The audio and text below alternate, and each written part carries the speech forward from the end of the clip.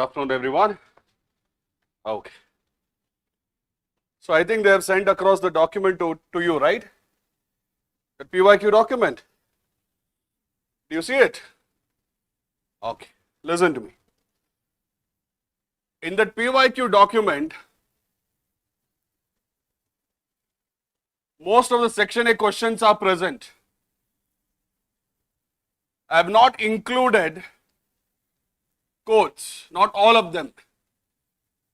I'll give you my reasons later. So if you look at ethics and human interface, I think there might be some 14 questions like that. 14 or 15, how many? Anyways, okay. So apart from this, we will be discussing some mock questions as well. So not to worry. By end of this chapter discussion, be it the PYQ or the mock question, you need to have reasonable confidence in answering all of them. Okay. Now, come back. Before we went for a break, we were discussing a concept called as consequences of ethics in human actions. We discussed what exactly, why should you be ethical in your life? Why is ethics important in public administration? What does ethics seek to promote in human life? And what was the other thing? How does ethics help in public administration? I think we discussed this quite comprehensively. What was the program that I told you which will help to inculcate ethics in our people, in our offices? Mission Karma Yogi. Good. Look into this. Look at some of the PYQs. Explain how ethics contributes to social and human well-being. Is it entirely different from the question that we discussed before, or is it somewhat similar? Somewhat similar. Look into this. The same approach we will have. So if I give you this question as of now, what will you do? Immediately, what will you do? Tell me. If I give you this question as of now, you are supposed to write an answer as of now, what will you do? First approach is what? You are going to define. What will you define? You have ethics, one term. Another thing is well-being, another. If not definition, what are the other ways? You can give any quote. Am I making my point clear? You can give any quote related to ethics and well-being, and that's good enough. If not that, you can give some thinker, or if not that, some current affairs. If not that, the essence of the syllabus topic, that is consequences of ethics in human actions. You will try to bring that syllabus topic in your introduction. All of you are following me? Well-being at any level of human activity is possible when ethics is at the center of all our decision making. That's it. Am I making my point clear? Well-being at any level is possible. Well-being at any level is possible when ethics is at the center of all human decisions. That's it. I have seen most of you who have problem with answer writing, you tend to take quite a lot of time to write the introduction itself. Don't take so much of time, already be ready with the possible 5 ways to start an introduction. One or the other thing will always fit. All of you are following me? Look into this as of now. Here, you have some documents, you have some papers released by organizations like OECD. Trust in government. OECD paper has said countries face a crisis of trust, which becomes increasingly concerning amid economic downturns, health emergencies, and other crises. This is taken from which one? OECD Trust Survey. Come back. This is from your Harvard studies. This talks about adult development. All if you're following me, I have not said complete articles with you, just some snapshot of those articles. Let us say I'm using this one.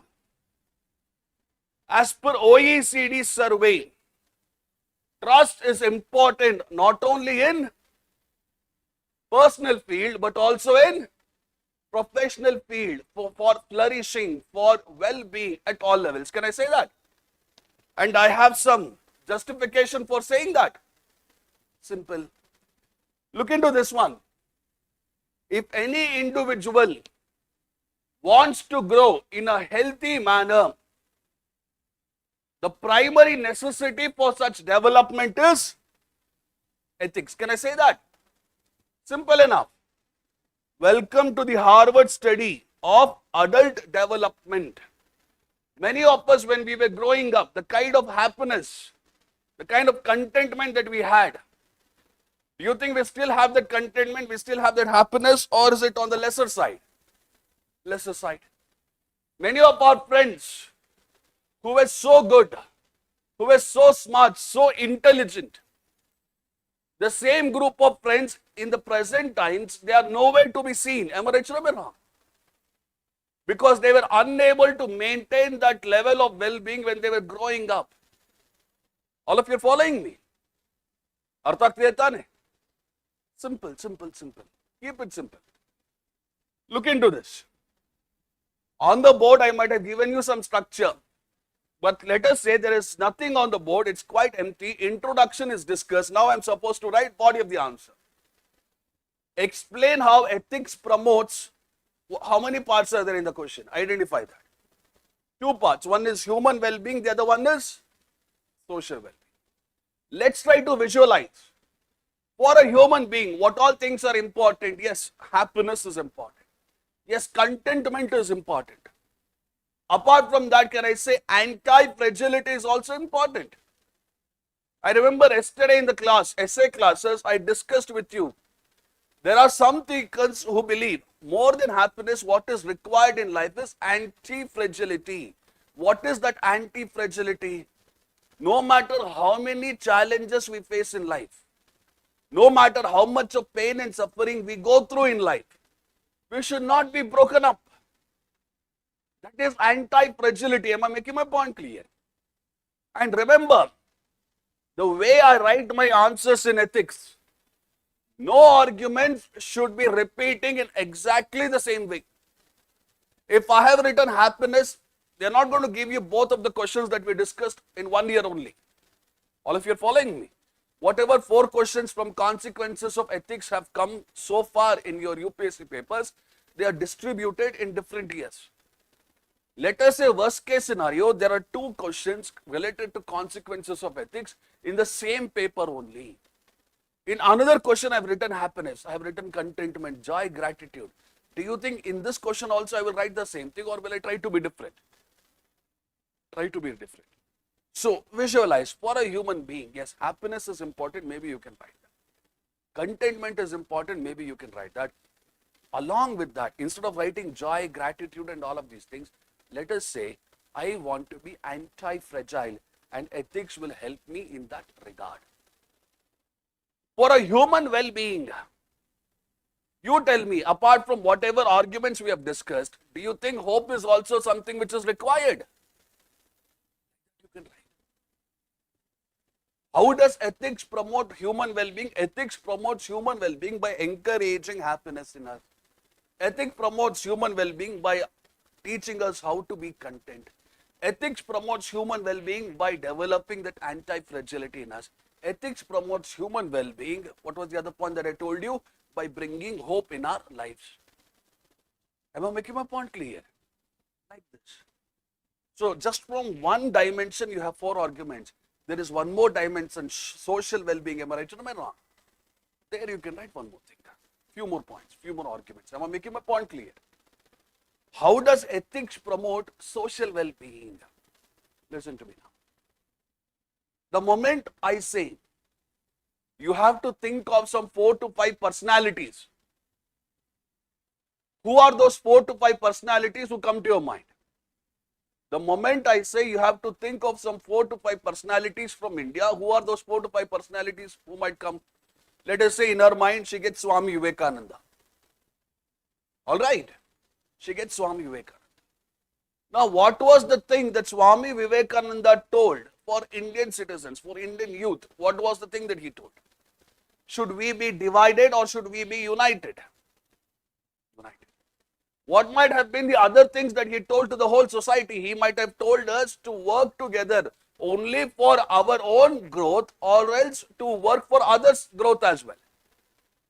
Others' growth as well. Am I right or am I wrong? So let us say, ethics promotes social well-being. How? By ensuring there is unity, by ensuring that there is social cohesion. Ethics promotes social well-being. How? By bringing the collective responsibility to tackle pain and suffering existing in the country. Am I making my point clear? Imagine I ask Mr. Ambedkar, Dr. B.R. Ambedkar, how does ethics promote social well-being? How does he say? Sorry, sir. It encourages justice. It destroys the boundaries or the barriers which is preventing us from leading a dignified life. Can I say that? There are so many socially sanctioned discriminatory practices in our country. It might be patriarchy.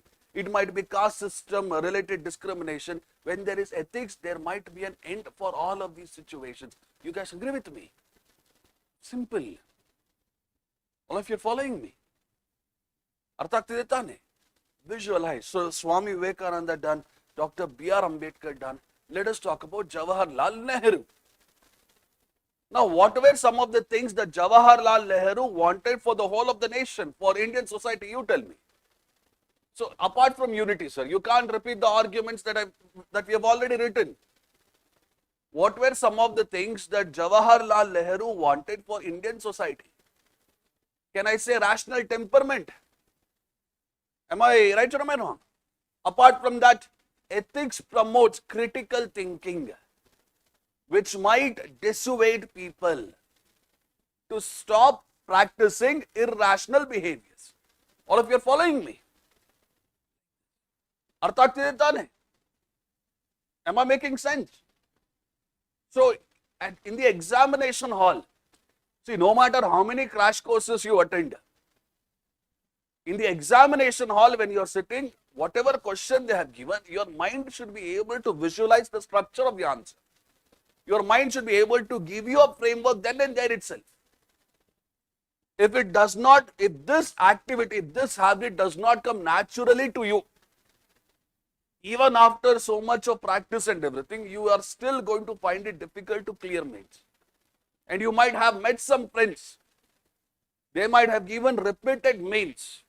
But even one mains they might not have cleared because they're way too much addicted, they're way too much dependent on the frameworks which are given in the crash courses, which are discussed in all of these videos. You should develop the habit of visualizing. ಅರ್ಥ ಆಗ್ತಿದೆ ತಾನೆ? Now let us say there is this Gen Z protest that you know about. Now in the Gen Z protest, what happened? The youth of that particular country, were they happy with what was happening in their country or were they angry? They were angry. Am I right or am I wrong? Let us say you have ethics. Whatever anger you have, whatever misunderstandings you have in the society, will you resolve all of this anger, all of this misunderstanding in a violent manner, or would you choose the non-violent method? What do you think? Non-violent method. Now for a democracy, for the society as such, for it to prosper, whatever anger we have, whatever resentment we have, we should ensure we resolve all of this in a non-violent way. That is where ethics comes into picture. Am I making my point clear? All of you. Like this. Visualize. Imagine you're speaking with Kailash Satyarthi. Who is Kailash Satyarthi? An Indian who was awarded Nobel Peace Prize for dedicating his life for the upliftment of children in this country. Am I right or am I wrong? Imagine you are asking Satyarthi, how does ethics promote social well-being? How will you say? Ethics brings about everyone together to achieve a common cause. It can be saving the children. It can be to tackle climate change, global warming, so many other things. Am I right or am I wrong? Just in front of you, I am telling you, there are multiple ways you can generate arguments. I have not looked at the board. That is for you. I want to prepare my students in such a way, no matter what question is given, you should have the ability and confidence to write an answer then and there itself. So learn this visualization. It will come to you. The more you revise, the more you write, it will come to you quite naturally. अर्थ ಆಗ್ತಿದೆ ತಾನೆ? Imagine this. You're living in a society. In that society, you have some great moral exemplars. Who are moral exemplars? Aristotle, Socrates, they all spoke about moral exemplars. Who are these moral exemplars? Individuals who have the highest level of ethics in them.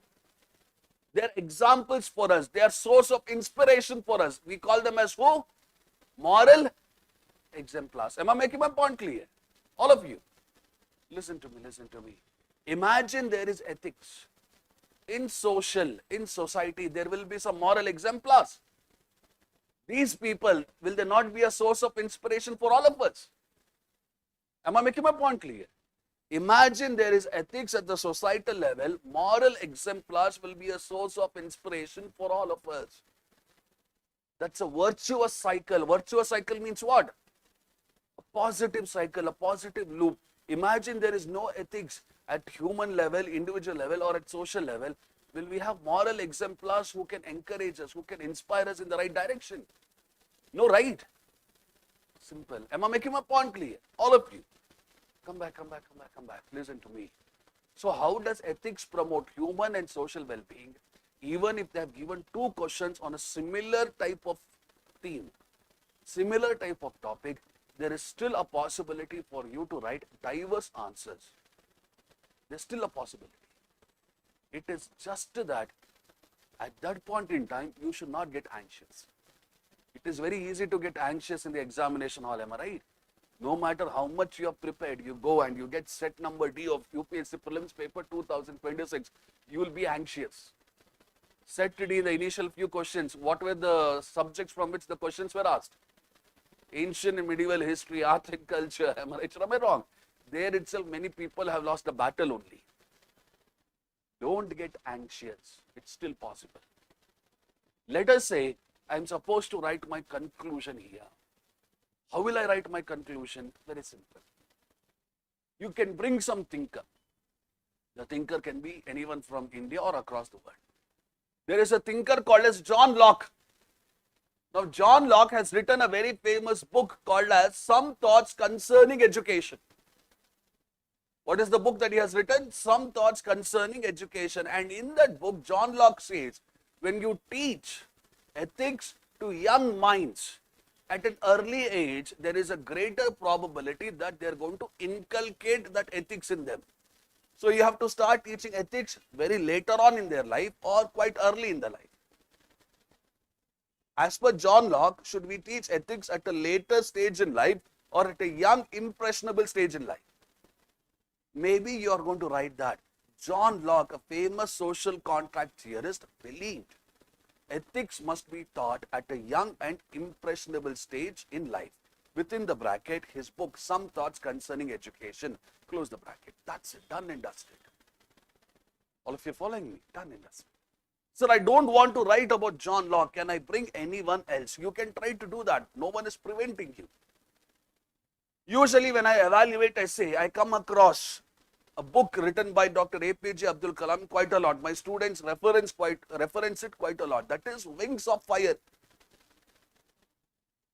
Now, Wings of Fire, which can bring a greater change in society, will be possible only when they are encouraged, only when their foundation is based on what? Ethics. Can I write like this? Simple enough. All of you are following me? Simple enough. That's it. Or else ask yourself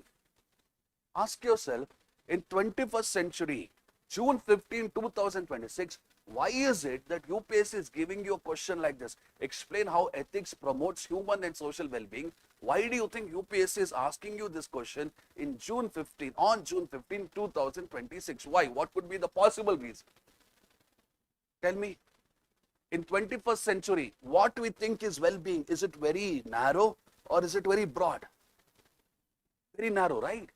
In 21st century, when we broaden our understanding of well-being, the quality of our life, our civilization increases tremendously.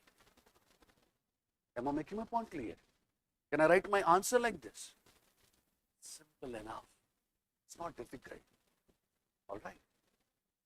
In the initial few years when ethics was introduced, they used to ask straightforward questions like this. Not at all a problem. What does ethics seek to promote in human life? Explain how ethics promotes human and social well-being. Straightforward question. But these days, straightforward questions are a rarity, scarcity. They might take a concept, they might link it to some current affairs. Essence of ethics. Do you remember that? Thought, words, and even actions. Or if you're following me, look at some other question that we have. Look into this question. You tell me, this was asked in 2022. Do you think it is still a straightforward question or they have changed the pattern here a little bit? See, UPSC is not going to change everything in 1 year. It is a gradual change. In 2023, they made some change using the options. Do you remember? Only one pair, only two pair, only. Then in 2024, I think they made some changes in environmental type of questions. They no longer were asking IUCN status and everything. They were asking, does cheetah scream? Those type of questions. Am I right or am I wrong? Maybe in 2025, they used to give statement 1, statement 2, statement 3, statement 4.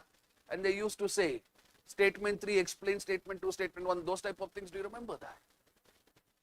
This year, what is the change that they have made? You know, and everyone else have spoken about it, so I won't do it. No change will be brought just like that. They will be giving you some types of trailers before itself. Look at this question. Tell me whether there is a change in pattern compared to 14-15 to 2022.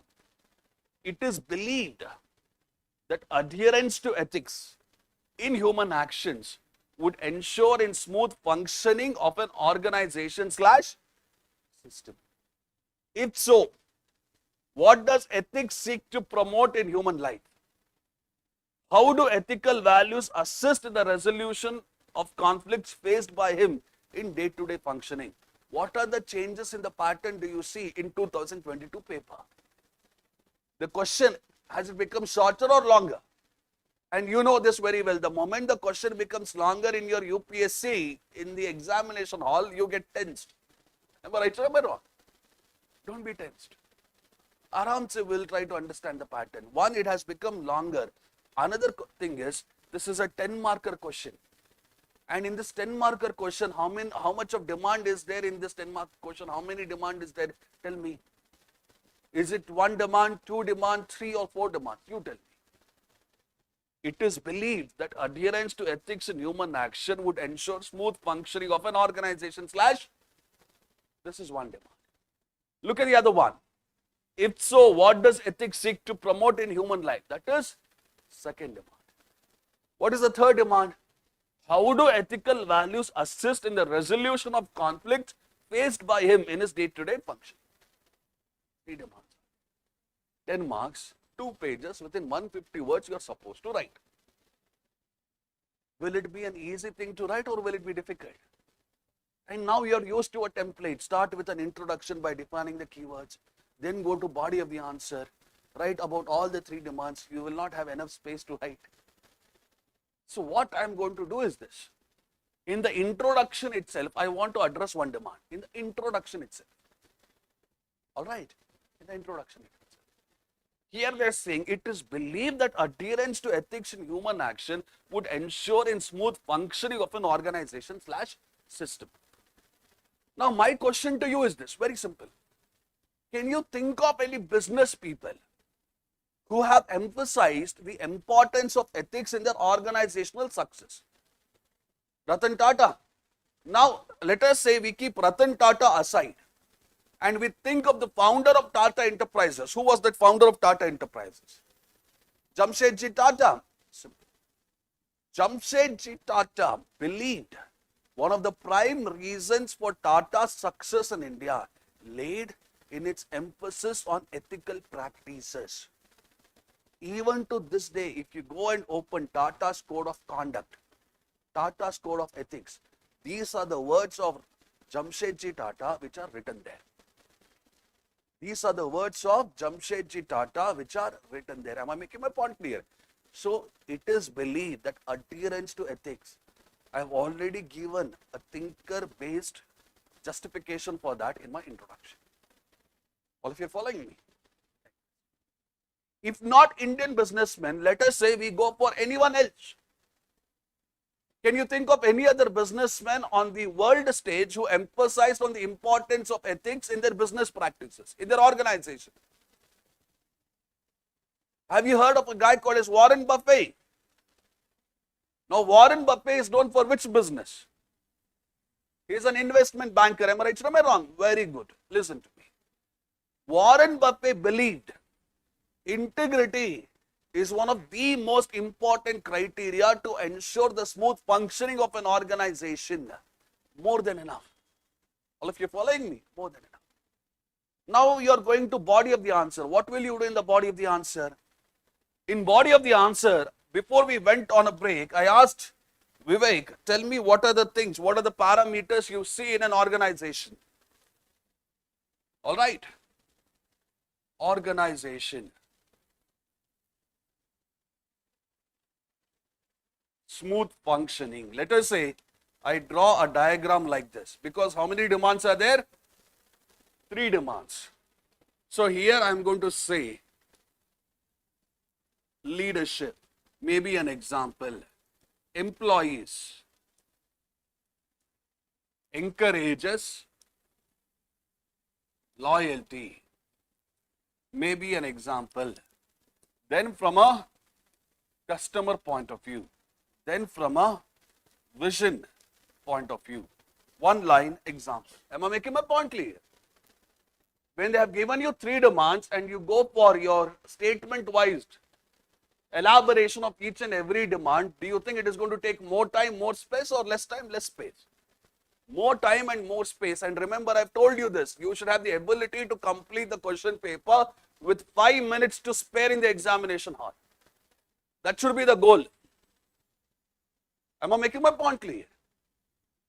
So when I write like this, have I answered the first part of the demand or am I missing out on it? I've answered it, am I right? Look at the second part. What is the second part that they're asking? What does ethics seek to promote in human life? Is it something that they're asking for the very first time in their papers, or is it the third time? This is the third time. What does ethics seek to promote in human life? Maybe you can answer it. I won't be using the same framework like I used in the previous answers. No. Martin Seligman, he has given a model called as PERMA model. Do you remember? P-E-R-M-A, PERMA. What does this PERMA model? P stands for what? Positive emotions. E stands for what? Engagements. R stands for what? Relationship. M stands for what? Materialistic, moral. Alright. A stands for what? Accomplishments. M stands for meaning here, guys. All of you are following me? M stands for meaning. So imagine I have ethics in my life. How does it encourage, how does it promote my human life? By encouraging positive emotions like love. Arthat Vietane. Imagine I have ethics in my life What kind of engagement will I have with people? Will it be meaningless engagement or meaningful engagement? Imagine I have ethics in my life. How is it going to help me in my relations? I am going to be a trustworthy person. I am going to treat others as an end in itself, not as a means. Am I making my point clear? M, meaning. There will be a purpose to my life. I want to help others. I want to be selfless, like this. And what is the last thing?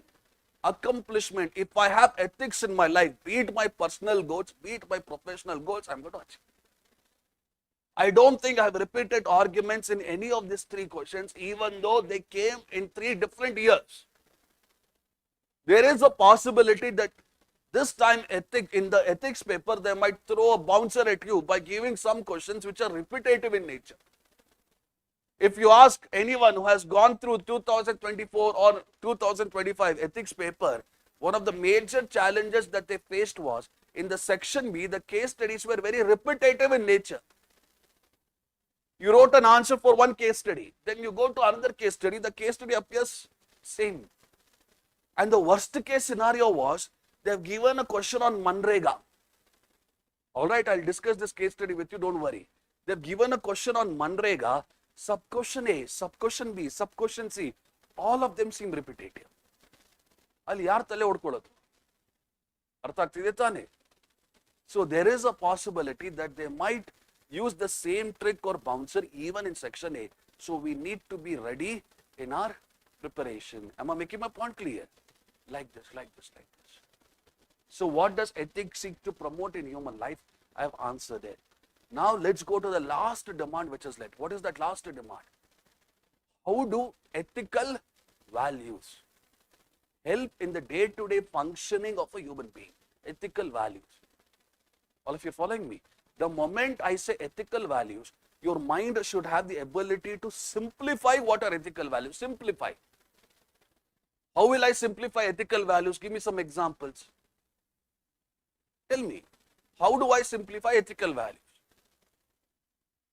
What does ethics seek to promote in human life? Have I not simplified it? Don't I have a structure here? How does ethics promote smooth functioning of an organization? Have I not simplified it? Leadership, employees, have I not? Likewise, I'm asking you one more question. How do ethical values help in day-to-day functioning? Ethical values. Simplify this. Go ahead. Honesty. Think of other ethical values. Equality, honesty, equality, courage, compassion, justice, forgiveness. Can I say all of these things? Artha ಆಗ್ತಿದೆ ತಾನೆ? Imagine you're using forgiveness in your day-to-day life, day-to-day life, day-to-day life. Will you get angry or will you be calm? That is what we want. Am I making my point clear? Imagine when you have values like this, how does it help you in your day-to-day functioning? If I have forgiveness, I might not be angry at any mild situation which might irritate me. Am I making my point clear? Imagine you have patience in your day-to-day life. Is that patience important in your day-to-day life or is it not worthy of having it? Important, right? Because when you have patience, you have the ability to tolerate any minor frustration. It might be some road rage incident. It might be some commute time from point A to point B. All of you are following me? Artha ಆಗ್ತಿದೆ ತಾನೆ? Come back, come back, come back. What other ethical values? Imagine you have perseverance. How does it help you in your day-to-day functioning? Ask yourself. Imagine you have perseverance on a day-to-day basis. You make plan in your preparation. Am I right? But very rarely do people convert their planning into realities. On the other hand, when you have perseverance, does it not convert whatever plans you have made on that day-to-day basis into realities? Will you not have a strong discipline? This is what I'm trying to teach you. Am I making my point clear? Imagine in your life you have something called as empathy in day-to-day functioning. Empathy. When you go outside, do you think you're going to meet the same family members, the same friends that you have been meeting ever since you were born, or will you meet some new people? New people, am I right? When you have empathy, it is much easier for you to connect with the other person because you're feeling the emotions of others. Am I right or am I wrong? Like this. Couple of days ago in your Indian Express newspaper, there was a very beautiful article. In that article, all that they were asking was, let us say I'm an individual. I meet some stranger. I need to ask this stranger how they are doing. Just a small conversation. Am I making my point clear? I'm starting the conversation like this. Maybe if we all start a conversation like this in this transactional metropolitan city, will it appear so very isolated? Will it appear so very solitary, depressed? Or will it be worthwhile living? When I showcase empathy, what you tell me? Worthwhile living? Imagine a gig worker or Zomato, Swiggy, whomsoever it might be. We all treat them in a transactional manner. He comes, he gives us our delivery, and that's about it. Imagine you showcase empathy to him. On a sunny day, you give him a glass of water or maybe some tips, whatever it might be. Does it not light up his day as well? Am I right or am I wrong? Guys, we are living in a transactional world. You know that, right? Whatever might be happening outside, we don't care because we lack empathy. Left, right, and center, we lack empathy. But if I have empathy on a day-to-day basis, it is much easier for me to connect with others and reduce the transactional nature of life in urban cities. This is how you can write. If you have courage on a day-to-day basis, all these illegal activities, immoral activities that keep happening in front of us, you can deal with it.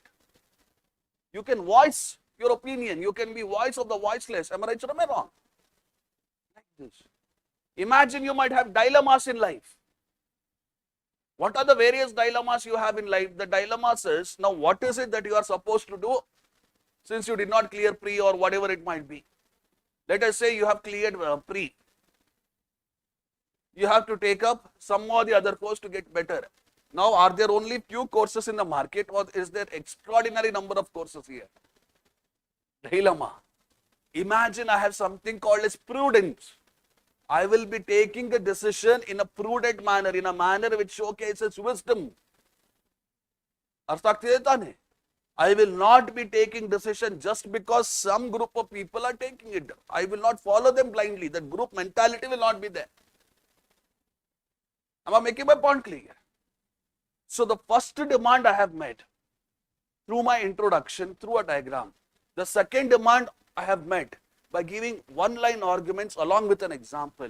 The third demand also I have met. The only thing which is left as of now is what? The conclusion. All of you following me? The conclusion. What can you write? When ethics becomes the center of our thinking and decision-making process, we will be able to tap into the infinite potential that exists in us. Did you understand the statement? When ethics, all of these statements you can use in your answers just like that. And no other courses, no other notes on this planet would have ever used whatever I'm saying in toto. All right, point to point, it will not be there. You just have to think. Ethics, when it is at the center of our thinking and actions, it will promote an infinite sense of hope that sustains our life. Is it a very long conclusion or is it a crisp one? Crisp one. How was I able to come out with this particular conclusion? I remember reading somewhere, a human being should have the capability to tolerate finite disappointment, but never lose infinite hope. Did you understand? A human being should have tolerating ability to withstand finite disappointment, but never lose infinite hope. Now I have removed the human being and I have tried to bring ethics. When ethics is present, we develop the tolerance for finite disappointment, but never lose our hope, our infinite hope, the lifeblood of any movement. Like this you can write. Am I making my point clear? All of you.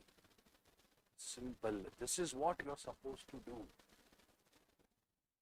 All of you following me? You yourself have come across many individuals in your life.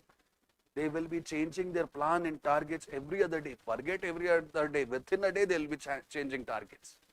ಬೆಳಿಗ್ಗೆ ಒಂದು ಮಧ್ಯಾಹ್ನ ಒಂದು ಸಾಯಂಕಾಲ ಇನ್ನೊಂದು. Don't be like such people. Have a sense of consistency in life.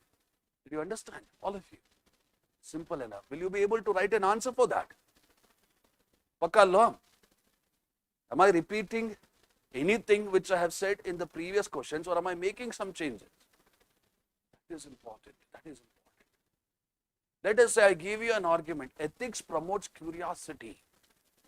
Let us say I give you a statement. Ethics promotes curiosity. Is this argument, is this statement correct or is it incorrect?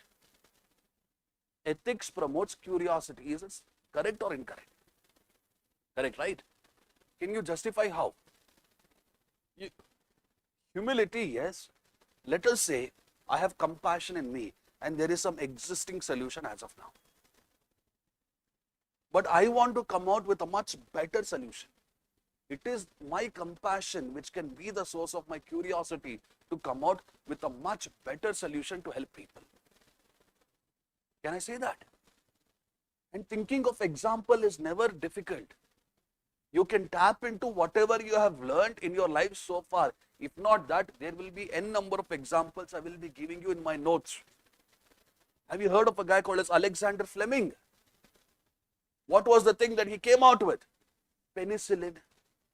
Couple of days ago, we gave awards to some people, ordinary people doing extraordinary things. Dr. Sushilamma. She is an individual, an ordinary individual who dedicated her life to help people. Orphaned kids, kids who did not have education. Like this you can do. Just last week in your Indian Express, there was an article, a man from Odisha, he lost his son. However, whatever money he had made for the welfare of his kid, he took some amount of that money and he started to give scholarships. Am I making my point clear? He started to give scholarships. Even though he has lost his own son, even though he has lost his own son, he is, whatever money he had kept for his son, he took some amount of that money and he gave scholarship to the kids who needed it. Looking at his action, many other people got inspired and did something similar. All of you are following me? What does ethics seek to promote in human life? Ethics seeks to promote anti-fragility. There might be pain in your life, there might be suffering in your life, but you can channelize that pain and suffering in the right way, in the constructive way. There you can mention examples like this. I would have given examples like Chacha Sharif in my OGP classes. For those who don't know, Chacha Sharif was a bike mechanic. He lost his own son. Now when his son, when he died, his dead body was laying on the road. No one had even lifted the dead body. The father, Chacha Sharif, comes to know about the death of his son. 2 days later, his son has died. When he goes to the spot where his son was laying, when he sees the dead body of his son, he is broken, yes, he is sad.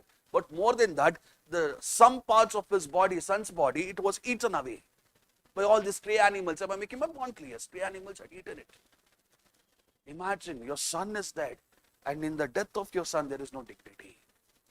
Chacha Sharif was so irritated, was so angry. What he did was, in the next few years, this bike mechanic, using his own money, he provided funeral services to any unclaimed dead bodies in that particular region. Unclaimed dead bodies. That unclaimed dead body might have been a Hindu body, might have been a Muslim, might have been a Christian. He provided funeral services as per that religious code. Am I making my point clear? So keep reading newspapers, you will come across many such people like this. In our state itself, there is a doctor called as Dr. Shankare Gowda. Does it take a huge amount of money to take care of people, to treat people, or just a few amounts? I think some 5 or 20 rupees if I'm not wrong. Like this. There might be some auto rickshaw driver who might be managing an orphanage, a senior home in Bengaluru. Am I right or am I wrong? Like this.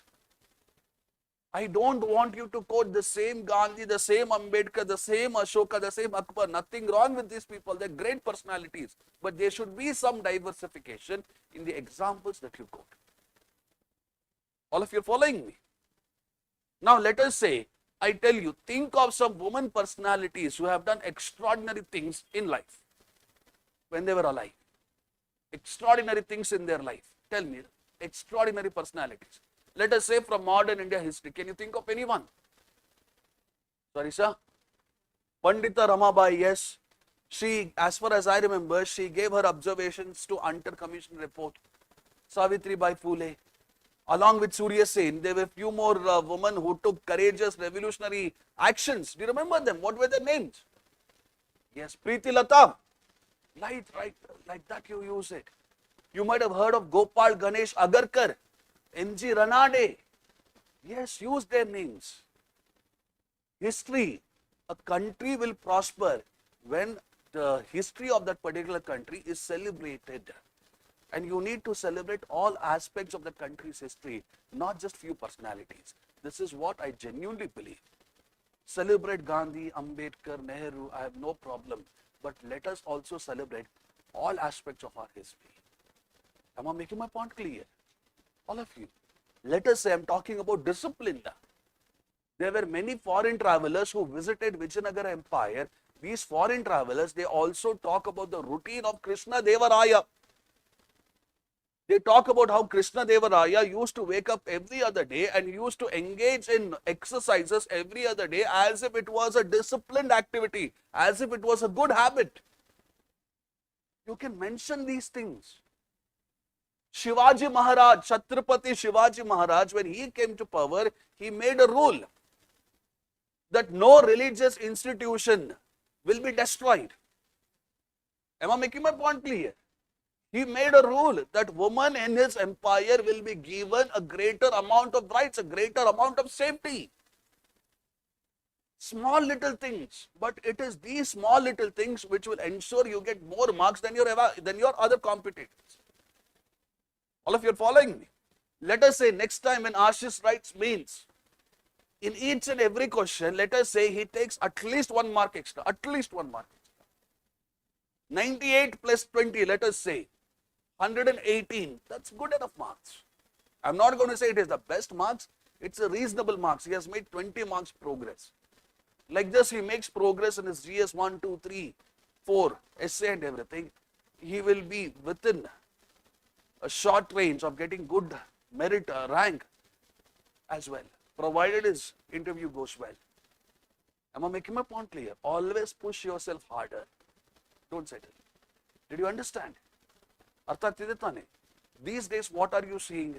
You're seeing crash courses in such a way where ready-made arguments are given, where ready-made examples are given. With all due respect to such crash courses, maybe ours is also like that. I'm not going to deny. However, you need to put some efforts from your own side and enrich the notes. Write great answers. Did you understand? All of you. Am I making sense? So 3 questions are done. Okay. Look at the other one. Ethics is obedience to the unenforceable. This was given by some John Guy. He was a baron. Ethics is the obedience to the unenforceable. What is that unenforceable that they're talking about here? Let us say moral perfectionism. Let us say moral idealism. There is this belief that whatever Gandhi preached, non-violence, satyagraha and everything, it cannot be enforced in the present times. Am I right or am I wrong? Howsoever, that moral idealism, that moral perfectionism can be achieved provided you showcase that obedience to the unenforceable. For other people, it might be unenforceable. But when you showcase obedience to such great ideals, you become better than others. Am I making my point clear? All of you are understanding? Simple. You can use quotes in your answers, but there is one request from my side. Don't buy hard quotes which are 5 to 6 lines long. It won't serve you any practical purposes. Understand the quotes which are just around 1 to 2 lines so that it is easier for you to remember and much easier for you to write answers in either introduction or conclusion. All of you following me? Ethics is the obedience to unenforceable. For unethical people, ethics is unenforceable. But for ethical people, when they showcase that obedience to that ideals of non-violence, ahimsa, satyagraha, whatever you want to call it, sarvodaya, antyodaya, when we showcase obedience to that, we do make a genuine effort to make these ideals a reality. Am I making my point clear? Simple enough. Artha ಆಗ್ತಿದೆ ತಾನೆ? Come back, come back, come back. Look into this. There are 3 demands. I've tried to simplify the demands and all of these things, not important. We've already discussed it quite comprehensively. Come back. Look at this question. The current society is plagued with widespread trust deficit. Full stop. What are the consequences of this situation for personal well-being? And for what? These people like these 2 angles way too much. Personal well-being and for societal well-being. What can you do at personal level to make yourself more trustworthy? Very simple question, 10 markers. Now, I am not going to tell you how to write an intro, how to write a body, neither conclusion. You are going to tell me. Let us say introduction I am supposed to write. How can I write? How can I write? One is definition, ethics, or maybe trust you are going to define. That's it. If not definition, what else? Maybe a code. If you don't know any code, what will you do? Any thinker? If you don't know any code, if you don't know any thinker, what will you do? Some current affairs. Now, all of you have been reading newspapers, I hope. Tell me, the current society is marked by widespread trust deficit. Can you give me some current affairs event on these lines? Come on. Sorry, sir. Cybercrime, digital frauds. Okay. Other than that, good recent paper leaks. Very good. I like it. Other than that, go ahead. Sorry, madam. Communal violence. All right, all right, all right. Now remember, widespread trust deficit, not only at the social level, but also at what? Personal level. The rise in extramarital affairs. And Gen Z protest, Gen Z type of protest, paper leaks is increasing trust deficit, which can be the death knell, which can be the last nail in the coffin of a dignified life. Something like this, can I write? Current affairs I'm using, right? One event from personal life, another event from where? The social life. And then I am writing how it can be the end of the civilization as we know. All of you are following me? It's not difficult. Listen to me, listen to me. Another way of writing is what? You have to identify from which syllabus topic it is from. What is the syllabus topic it is from? Consequences of ethics. Trust is the natural consequence when ethics plays a crucial part. When ethics is missing, trust is never established. Simple. Trust is never established. Simple. How are people preparing these days? A set of examples. How are preparing these days? A set of codes, a set of, let us say, some philosophers. I'll also teach you like that, don't worry. But that in itself is not going to be enough. You should be ready in such a scenario where you don't know any code, any thinker, any philosopher, but still you are able to write great answers. Worst case scenario, you should be ready. Am I making my point clear? Did you understand? Now, what are the consequences of trust deficit at personal level? Now, imagine there is no trust when I'm interacting with members in my family. Will I be interacting with them in an honest manner or will it be dishonest? Imagine I have no trust with the people in my family. Whatever pain, whatever suffering I am going through, will I share it with them or will I keep it to myself? And when you are suffering all alone, day in and day out, do you think you are going to succeed in your life or do you think it is going to be problematic? Problematic, am I right? Imagine there is no trust in the personal life. There will be something called as paranoia, paranoid. You will be doubting anyone and everyone, even though they might not have done anything. paranoid, am I right? Like this. ಅರ್ಥ ಆಗ್ತಿದೆ ತಾನೆ? Imagine there is no trust at the personal level. Deception, deceiving, fraud, all of those things. Will it be once in a while or will it happen quite regularly, quite commonly? Regularly, am I right or am I wrong? These are the consequences. Now, my word is my bond. Do you understand the statement? My word is my bond. Whatever promise I make, I am going to follow it. एक बार bye ने बोल दिया तो बोल दिया. सलमान का dialogue I गया. 100 बार बोला मैं, something like this you might have in that movie. I don't remember the exact dialogue.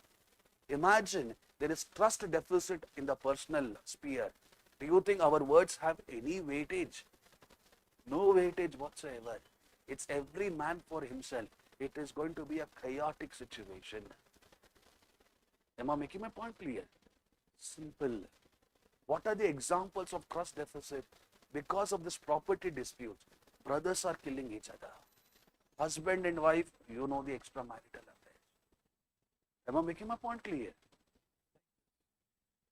You see the usage of all this Tinder, Bumble, Hinge and everything, where most of the people who are there, they're married individuals.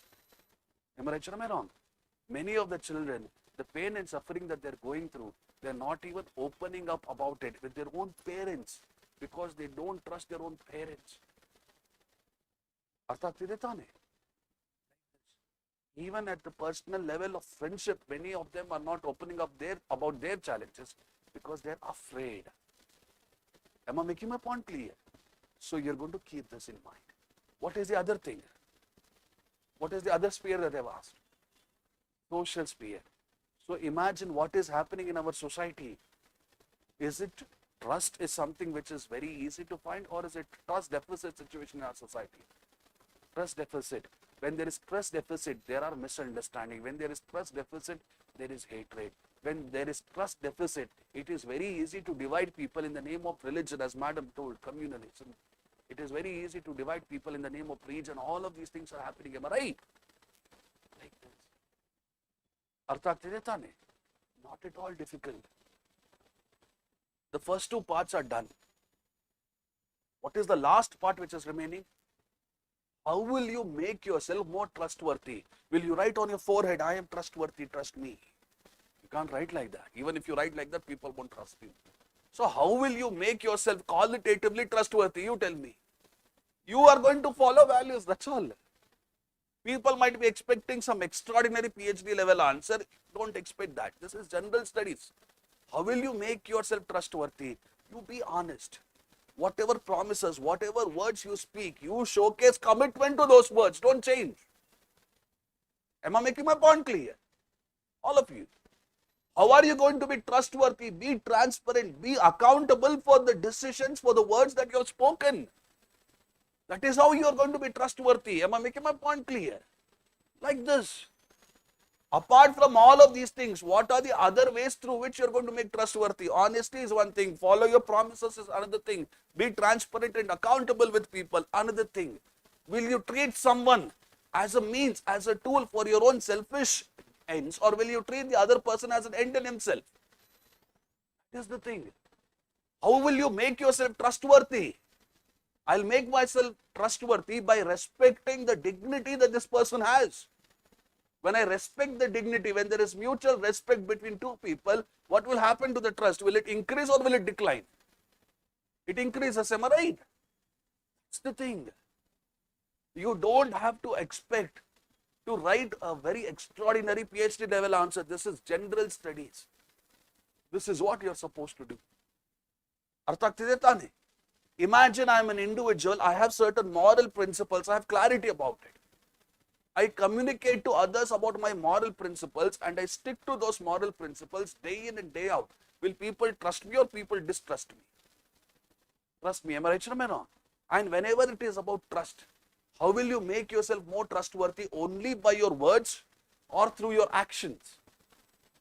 That's the thing. Our life should be an action-based life and not just words-based life. Am I making my point clear? Like this, if you write, I'm pretty sure you will score a minimum of 5 out of 10. So your body is done. What is the only thing which is remaining? The conclusion is remaining. ಅರ್ಥ ಆಗ್ತಿದೆ ತಾನೆ? Simon Sinek, one of the thinkers of the present time, he has written quite a few books. Leaders Eat Last. That is the name of one of his books. He says, if you need to ensure strong leadership, you need to make sure that the leaders are trustworthy. Honesty, transparency, accountability. He says these are three components that encourage a leadership which is trustworthy. ಅರ್ಥ ಆಗ್ತಿದೆ ತಾನೆ? Listen to me. Where trust exists, the institutions and various aspects of the civilization prosper. Can I say that?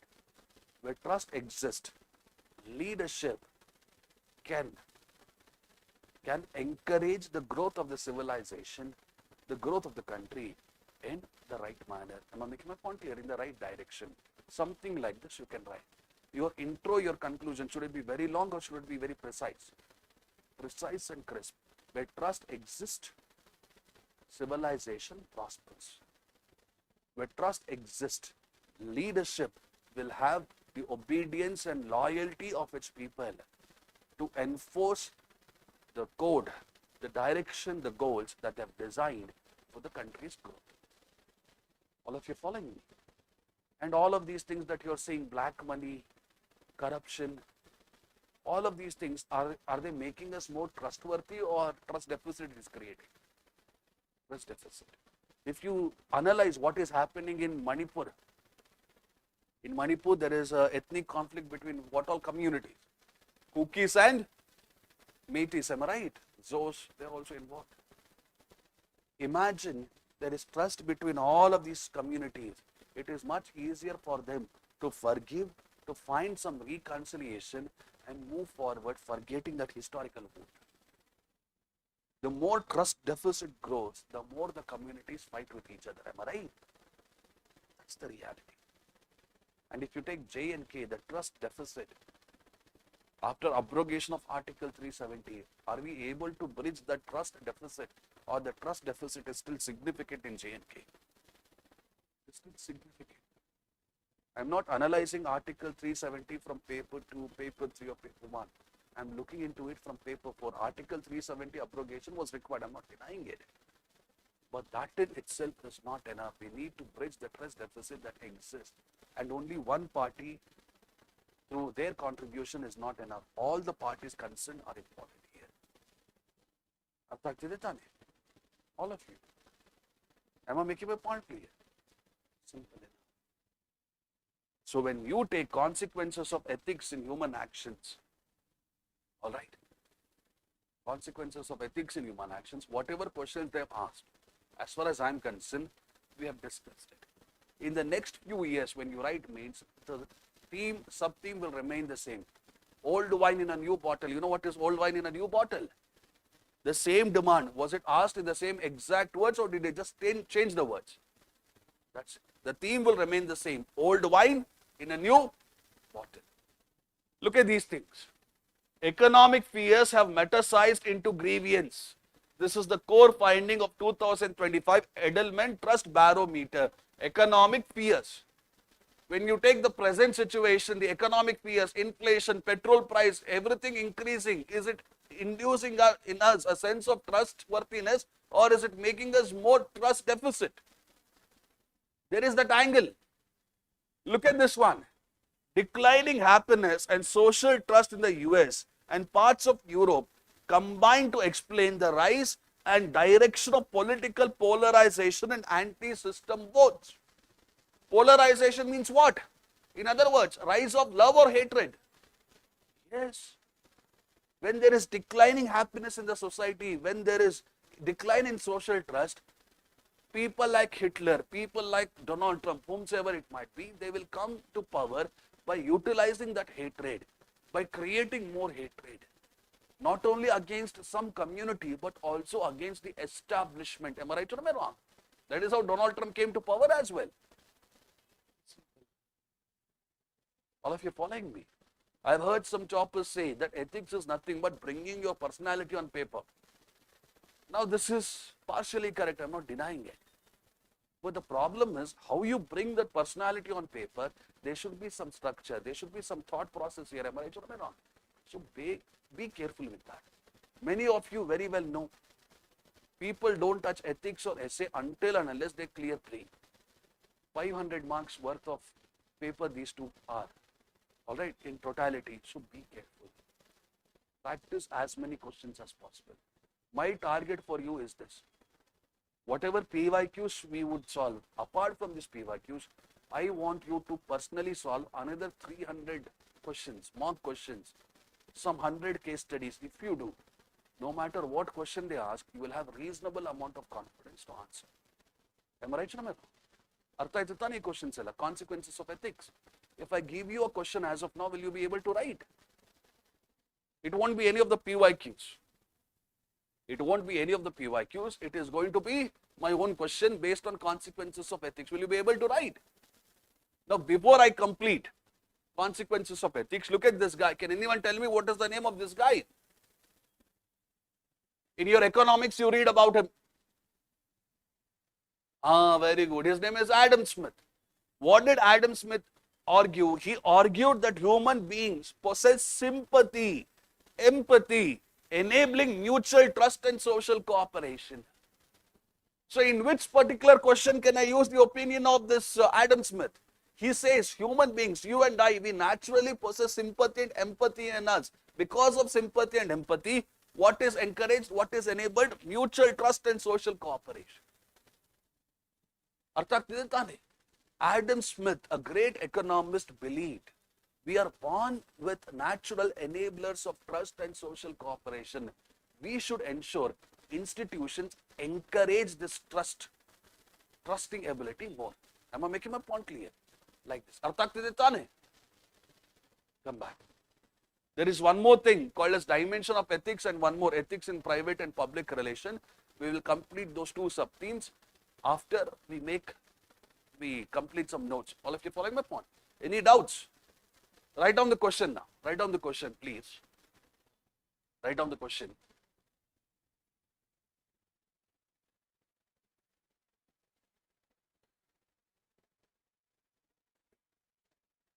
In present times,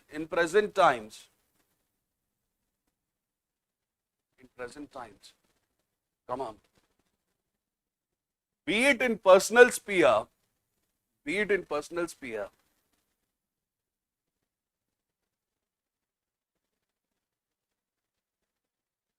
or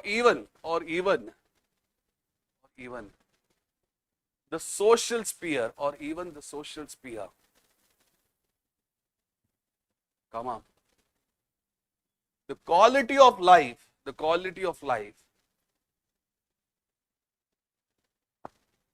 seems to be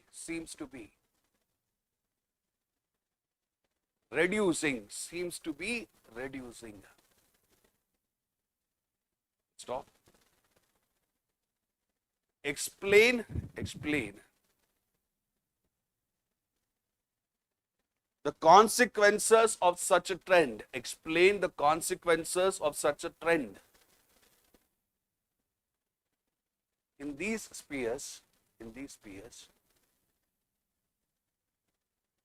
stop. Also, suggest some measures,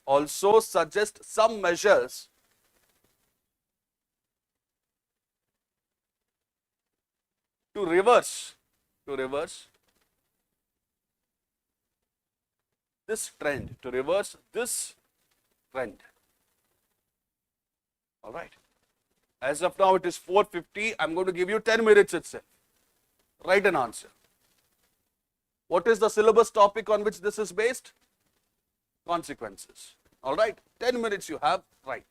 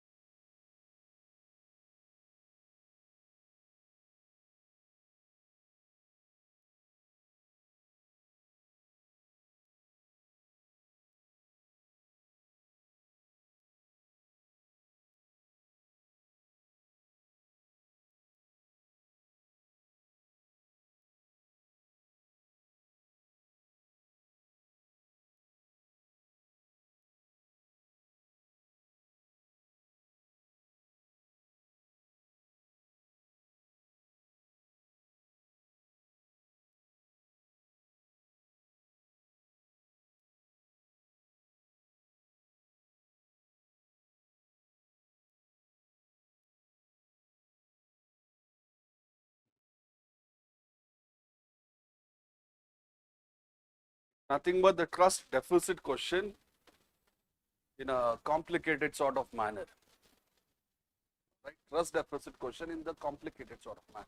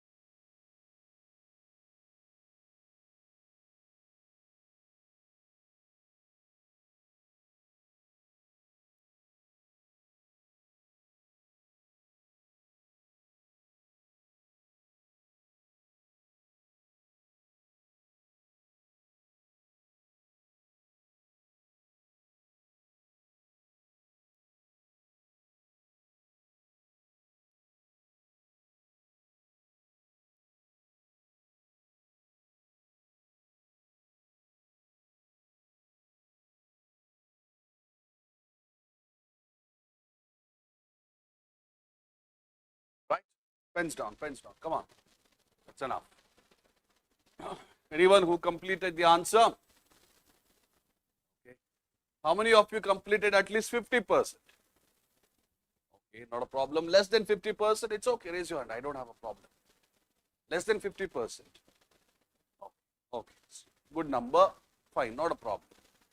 So what is the question that I've given? Hitendra, can you just read it out?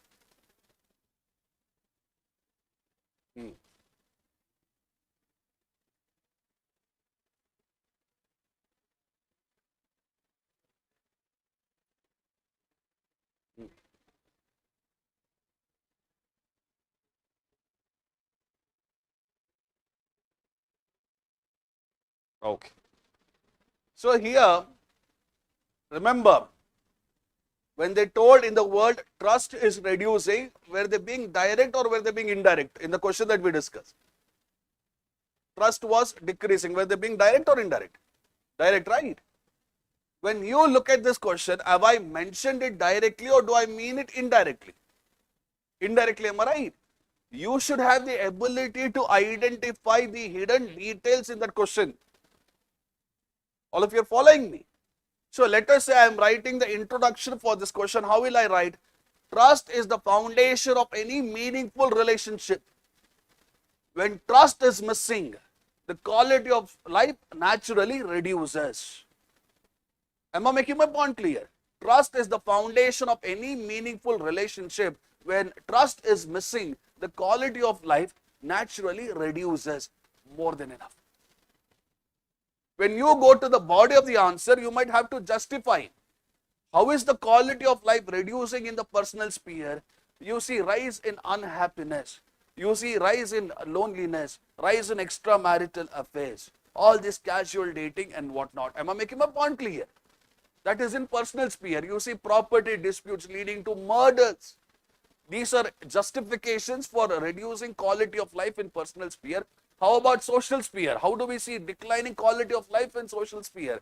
It has become every man for himself type of mentality. Am I right? Everyone is looking at what? The selfish interest, or are they looking at other interest as well? Yes. The rise of selfishness, hatred in social sphere is quite evident in the communal clashes, ethnic conflicts. All of you are following me? What is the consequences of such a trend? Imagine in personal sphere this continues. The kind of worry that we will have, the kind of self-confidence that we are going to lose, the kind of happiness that we are going to lose, the kind of paranoia that will develop in us, the kind of deception that will develop in us, are they not the consequences of this trust deficit? This is what they're asking you to write. How about in social sphere? In social sphere, when the trust deficit exists, mutual trust is not possible, social cooperation is not seen, it is very easy for someone else to manipulate us. Am I right or am I wrong? Polarize us, radicalize us, make us more hate-filled individuals. Like this you're supposed to write. It was carbon copy of what we have discussed in the last question. The only change that I've made here is I have not mentioned trust in a direct manner. It's indirectly implied. How are you going to change this situation? By making yourself more trustworthy at the personal level. What are some changes that you suggest in the social sphere? That also you can write. Finally comes the conclusion. What will you write in the conclusion? Trust is the meaningful relationship. I've written that already. In the conclusion part, where trust exists, moral prosperity flourishes. Simple. Thus, there is a moral duty in all of us to work towards increasing this trust. That's it. More than enough. All of you following me? Some of you were able to complete the answer at the last moment, or maybe with a minute to spare. Imagine you have taken 10 minutes to write one section A answer, one section A. In 60 minutes, how many answers will you write? 6. In 1.5 hours, 9. How many section A questions are present? 9 or 13? 13. There is still a deficit of 4 questions. All right. So imagine 1 hour you have written 6 answers in a great manner. You just have another half an hour to write another 7 more answers. Because section A 1.5 hours, section B 1.5. So you are going to rush in those remaining 7 answers, or maybe you will start case studies. You won't have enough time. There's so many probabilities which can go wrong for you. That is why my suggestion, in 7 to 8 minutes, learn how to write an answer. All of you following me? And I'm not expecting the best possible answer. I'm expecting a reasonable answer. All of you are getting my point? Stay in. Write down one more question. Write down one more question.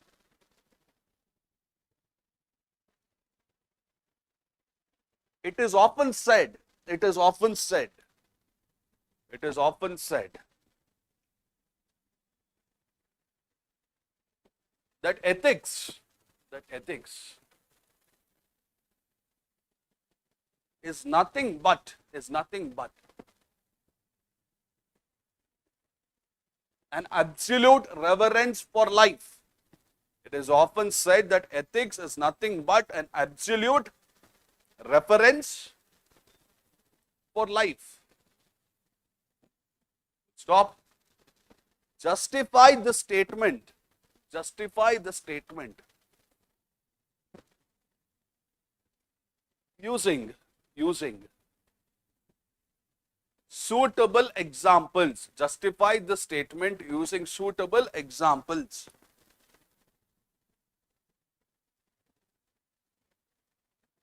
You have 10 more minutes. As of now, it is 5:07. By 5:17, it should be ready. Go ahead. By 5:17, it should be ready.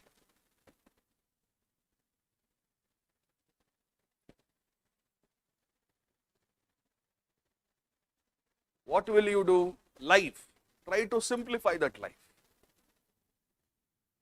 It might be personal life, it might be professional life.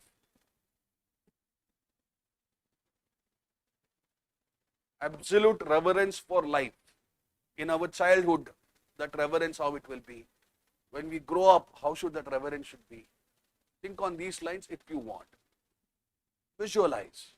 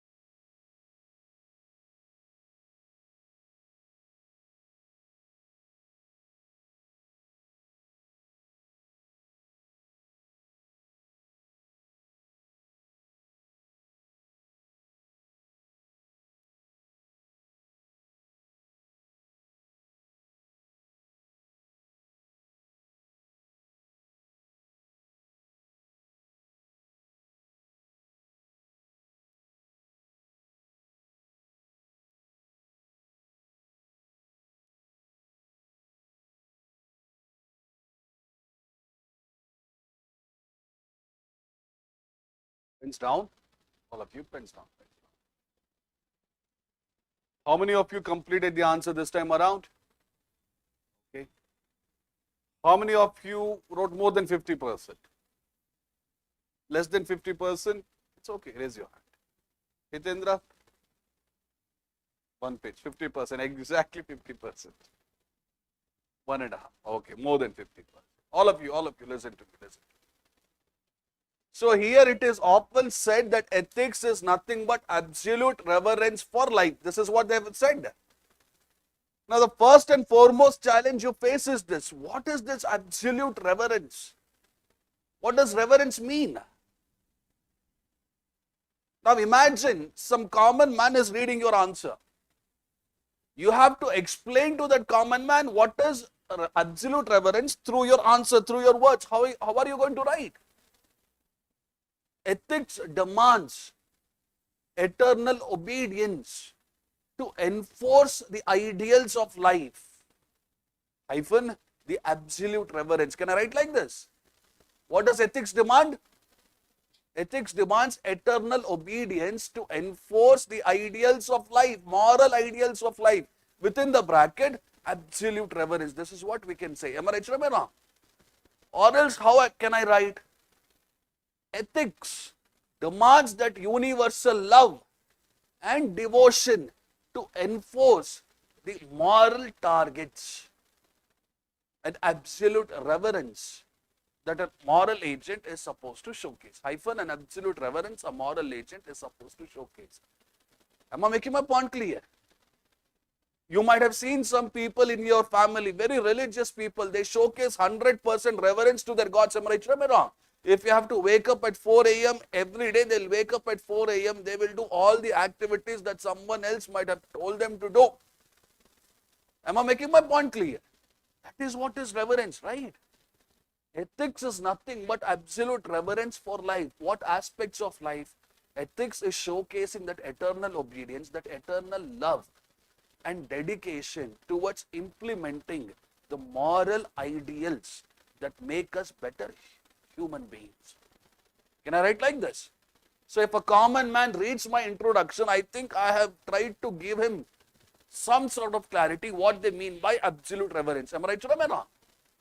Now whenever you go to body of the answer, all of you carefully listen.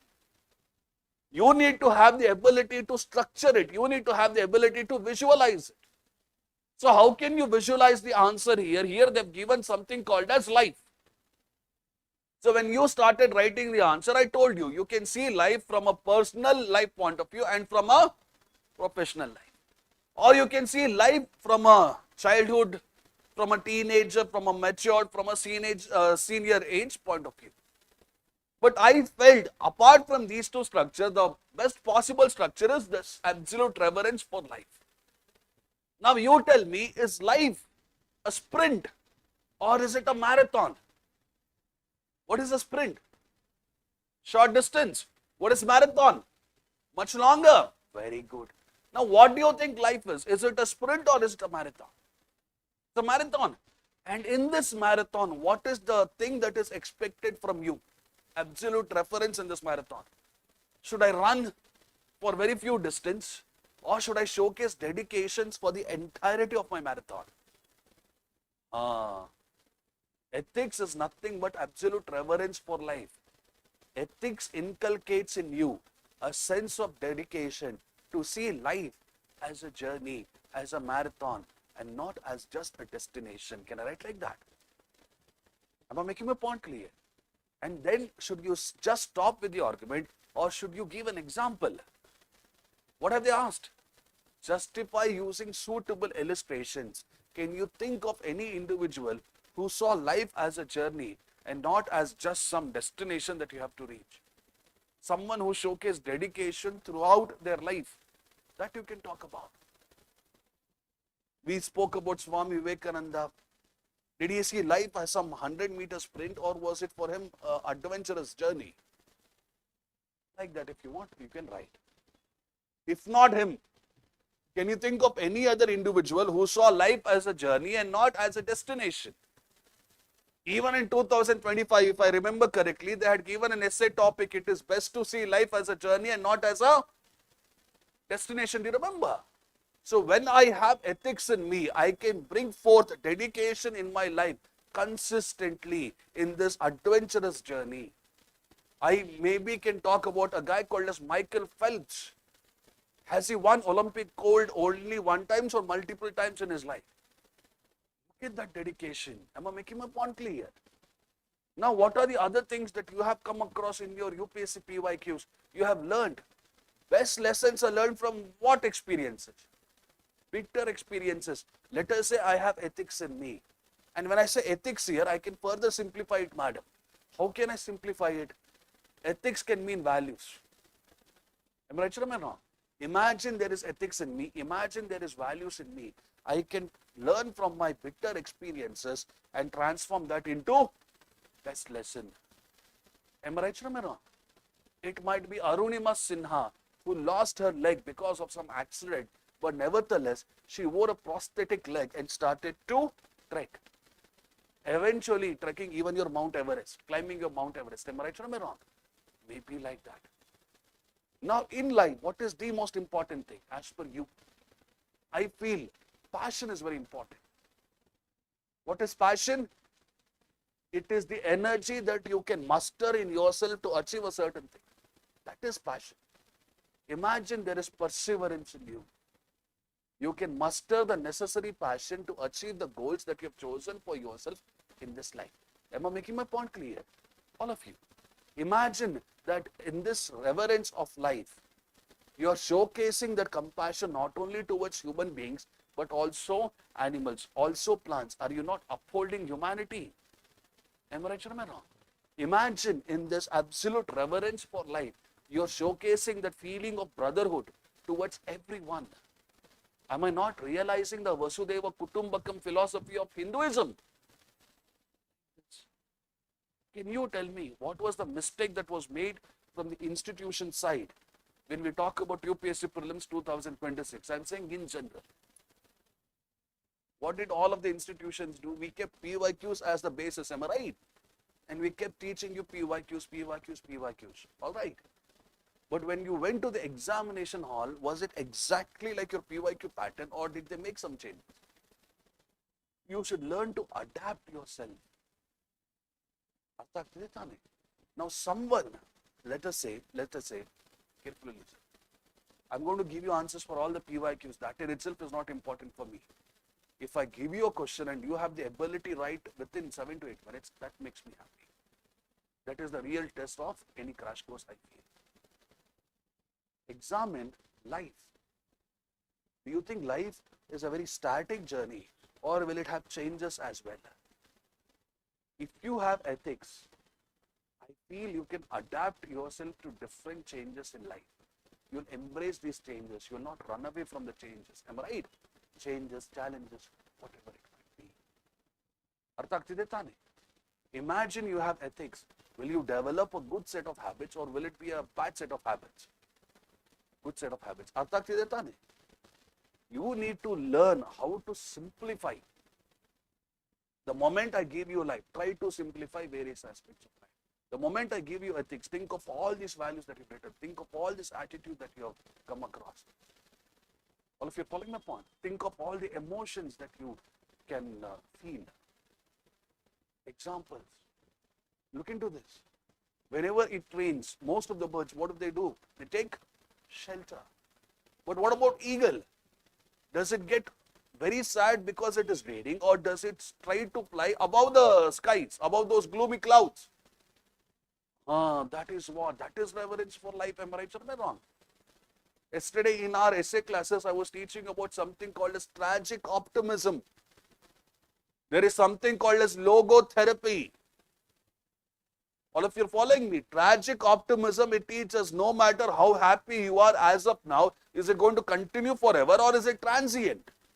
It's temporary. Accept the temporary nature of life. Embrace the temporary nature of life. You won't suffer so much in life. You'll enjoy each and every experience in life. Am I making my point clear? Logotherapy, it teaches you if there is meaning in happiness, there is meaning even in suffering. You should have the ability to learn from suffering as well. That is logotherapy. Am I making my point clear? Have they asked the last two questions in your PYQs, or are they non-PYQ questions? They're non-PYQs. You need to be ready even for questions like this. You need to have the ability to write on the spot. You'll get that ability. Just give me some time. Be patient about it. Am I making my point clear? All of you. How many of you were able to complete the answer? I saw some hands. Doctor, what was your conclusion? What was your conclusion there? Ashish, what was your conclusion?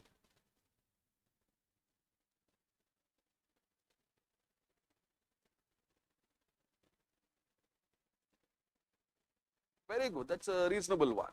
The only suggestion I might give is maybe a little bit more precise. But you have spoken about some of the parameters that I have mentioned here: quality of relationship, pain and suffering, meaning, purpose. That's reasonable enough, Ashish. Yes, doctor.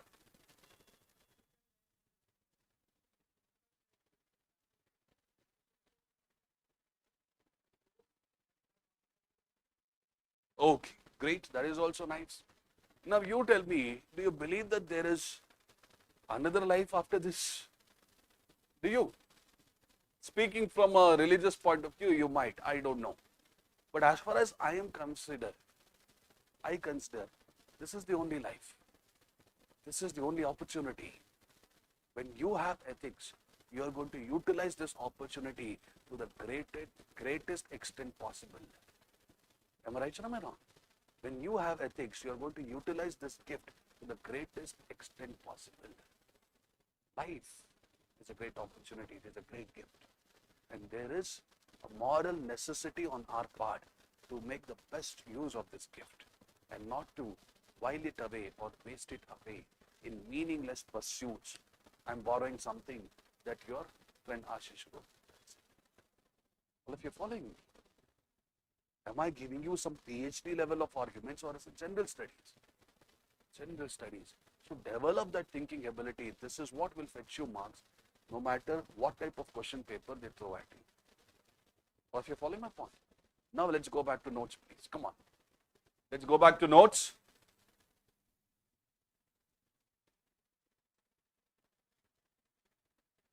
Do you want to write answers, or is it okay if I give you handouts? Handouts? Right? He's signing hand. Okay. This is why democracy does not work in India. Some people want something, another people want another thing. The leader is clueless, he himself. Have you written consequences of ethics in human action? Okay, start writing, my dear friends. Ethics shapes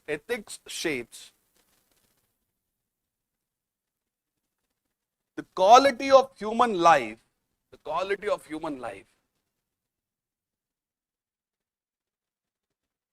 and institutions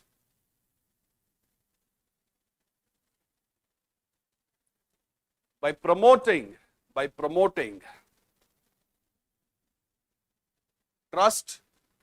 promoting trust, justice, responsibility,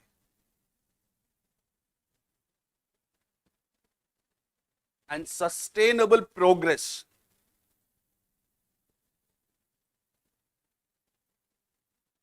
Full stop. Its impact can be observed at different levels of human actions,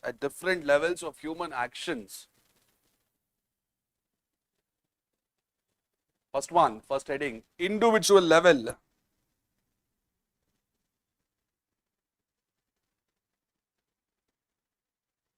First argument under it. It builds integrity.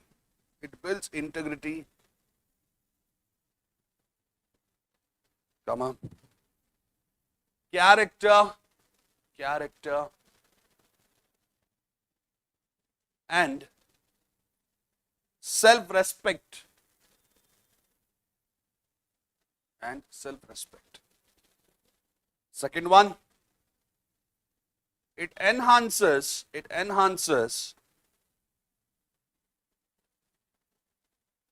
mental peace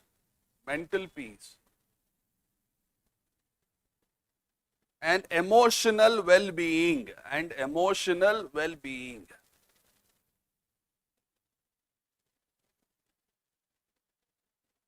Third one, it reduces guilt,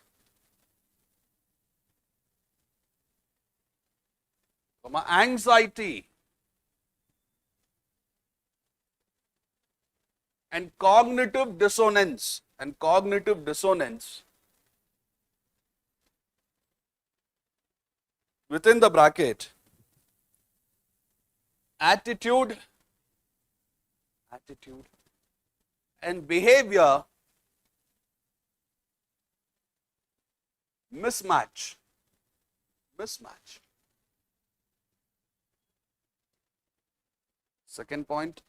Next point, it promotes under the same individual level, it promotes purpose, fulfillment and personal growth.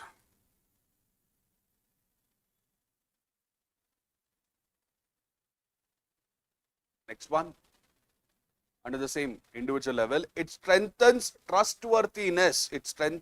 trustworthiness. And credibility.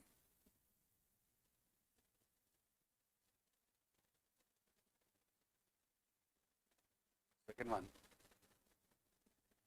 Before that, write down an example. Jamshedji Tata using motivation rather than firing employees to increase company's productivity.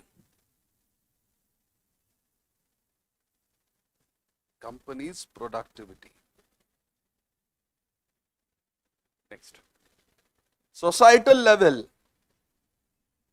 Second heading, societal level. It promotes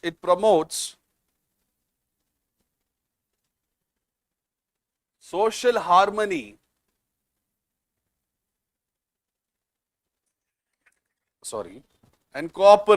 and cooperation. Second one, it strengthens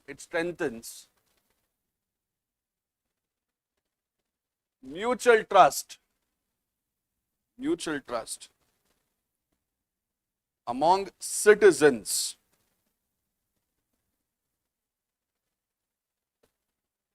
Third one, it encourages respect for rights,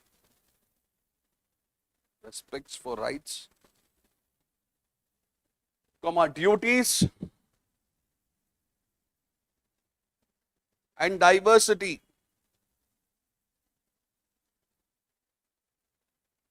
Point, it facilitates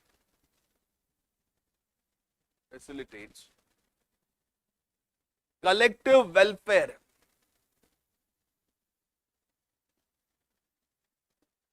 Example, Nordic countries. Nordic, Nordic countries. Next, at organizational level.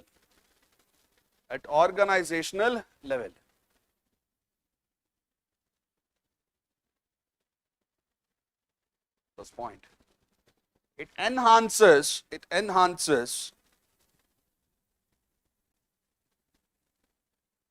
organizational reputation organizational reputation and credibility.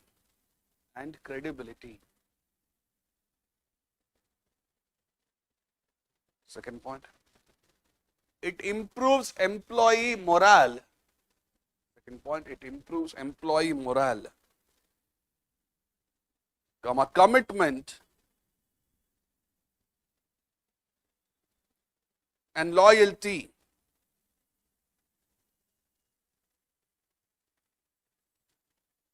Third point, it attracts customers, investors and talented employees.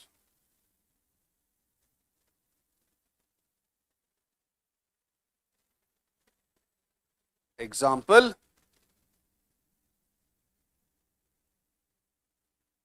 Toyota, Singapore Airlines, etc. Fourth one, national level.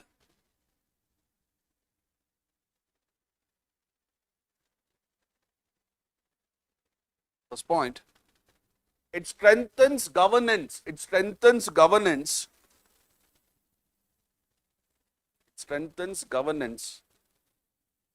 And democratic institutions.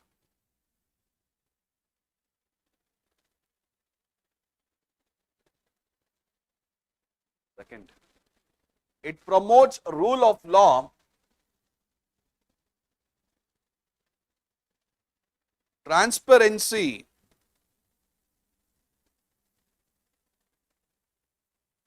and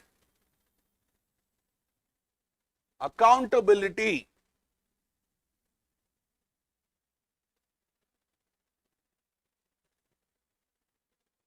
Third, it encourages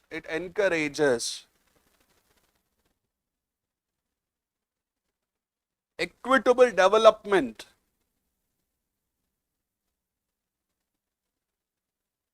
and social justice.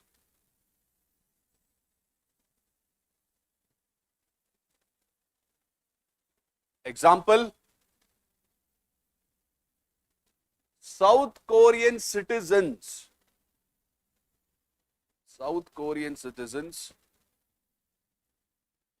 holding their former president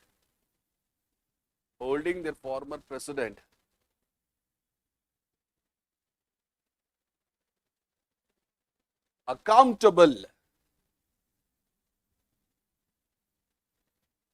for his illegal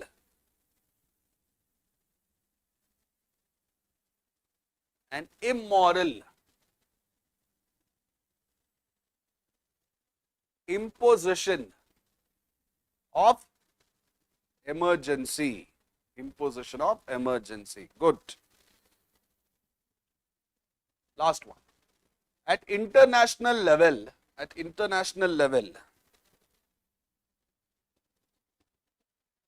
this one, it promotes global peace and cooperation.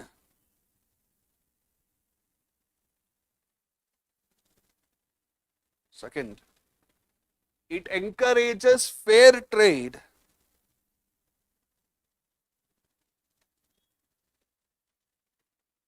and responsible diplomacy.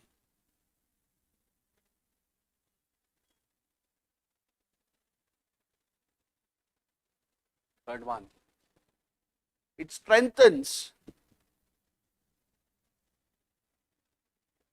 international trust and partnerships.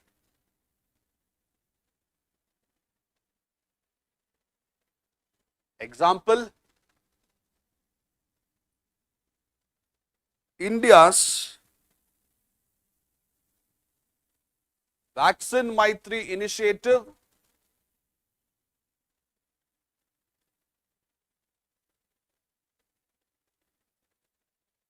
comma, India's pledge to commit itself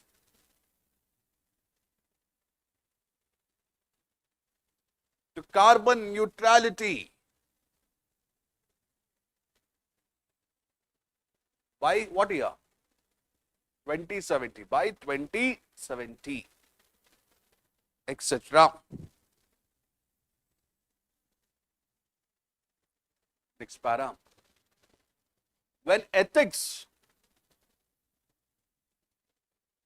does not influence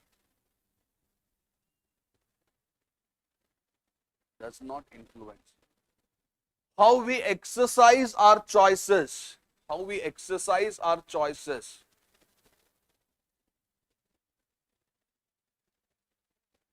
comma, the word becomes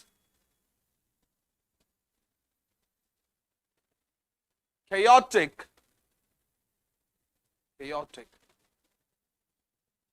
at all levels. First one, individual level,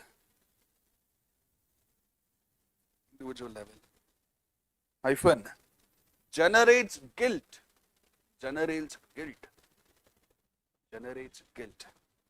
comma, shame,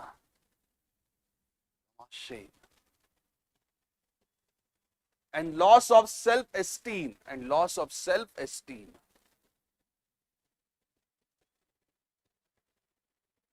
Second, at societal level,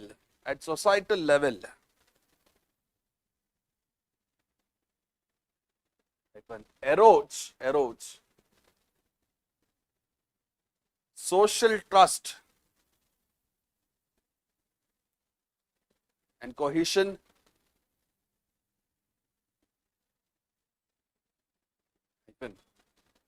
organizational level,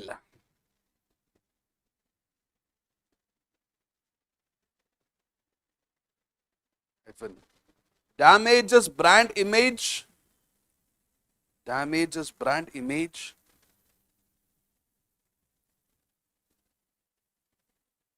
Fourth one, national level, leads to corruption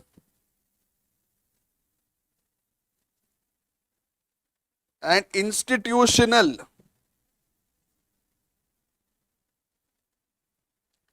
decay. Fifth one, international level,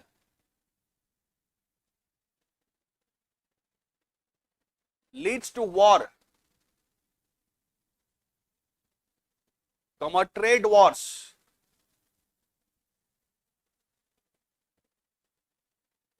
cross-border terrorism,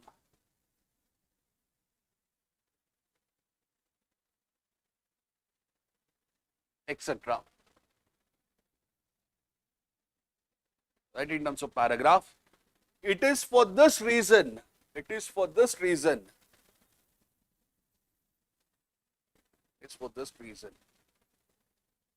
that one must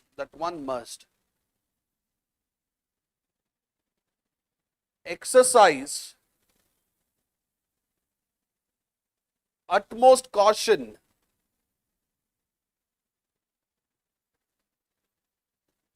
in acting on their choices,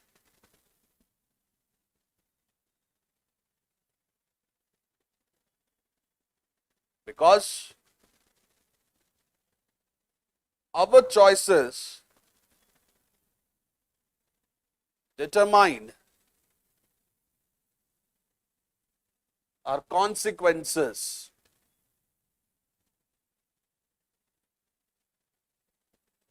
Within the bracket, what you shall sow,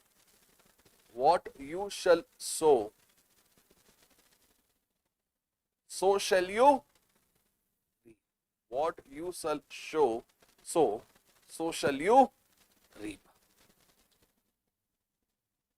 Now below this, write on PYQs.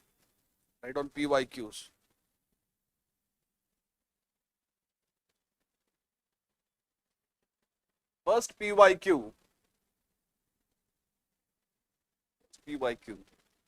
What does ethics seeks to promote? What does ethics seek to promote?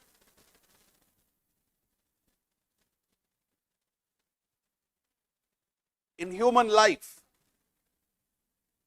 In human life. Question mark. Why is it all important? Why is it all the more important? Why is it all the more important? In public administration.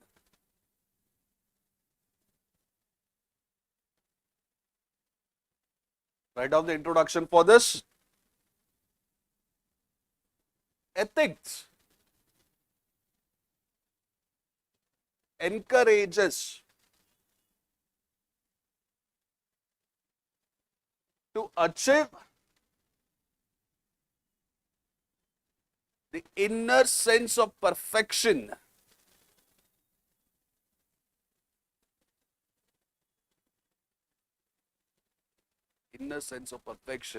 at all levels of human actions, at all levels of human action.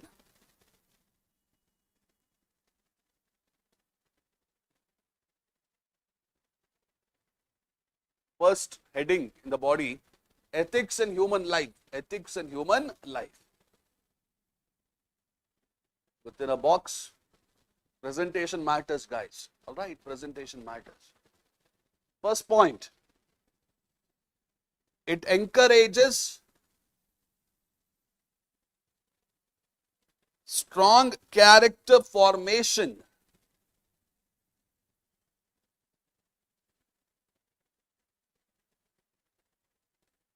that helps in the pursuit of excellence.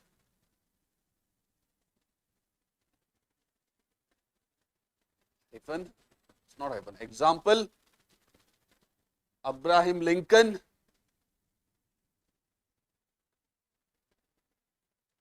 within the bracket, honesty, a right arrow, abolition of slavery. Abolition of slavery. Close the bracket. Second point, it helps to uphold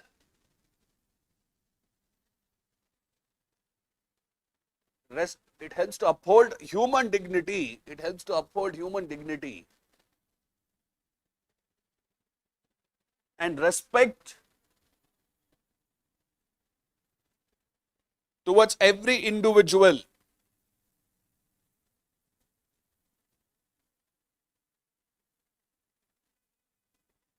Example, Ishwar Chandra Vidyasagar's. Example, Ishwar Chandra Vidyasagar's humility. Humility.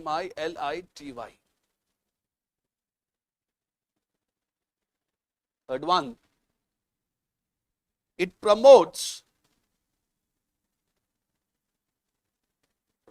justice and fairness. Justice and fairness in interpersonal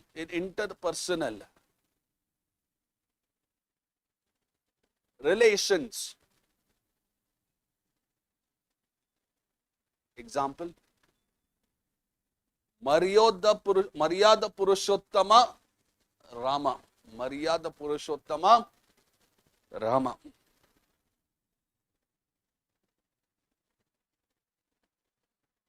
Next.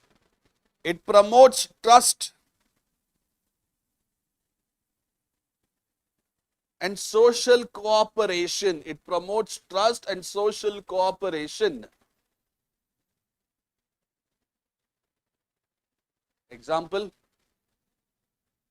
donation to PM Cares. Donation to PM Cares.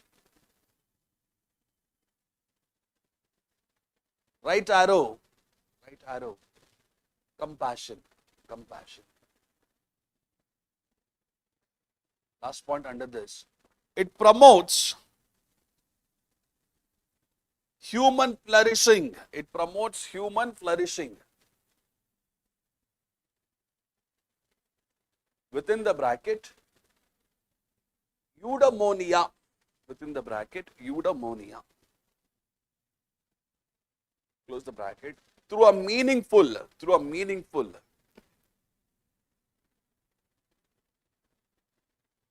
and morally grounded life. Example, Raja Harishchandra. Raja Harishchandra. Next, give the heading, ethics and public administration. Ethics and public administration.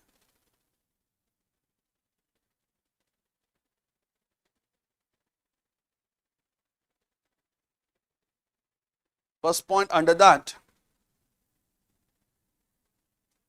ethical conduct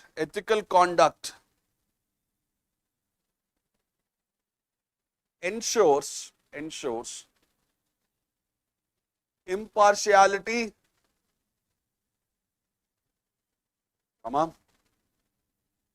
integrity and objectivity.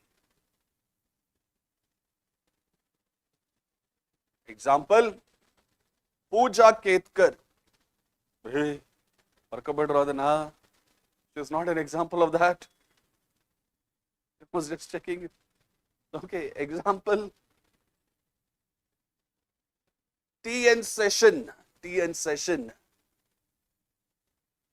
hyphen former Chief Election Commissioner of India. Former Chief Election Commissioner of India.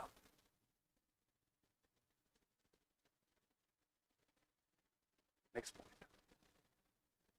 Ethics helps public administrators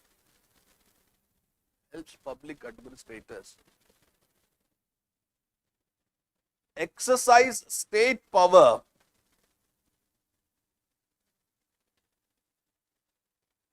and manage public resources effectively.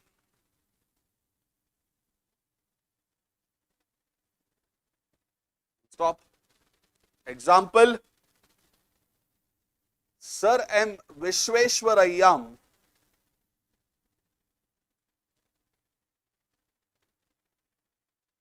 right arrow, refusal to use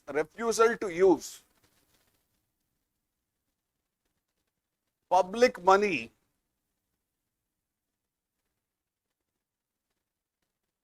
for his private purpose.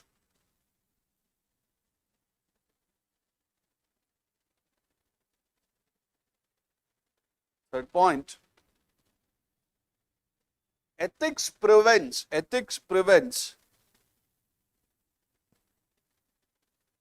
corruption,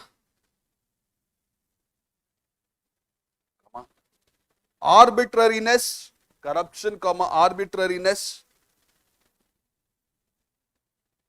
and abuse of authority.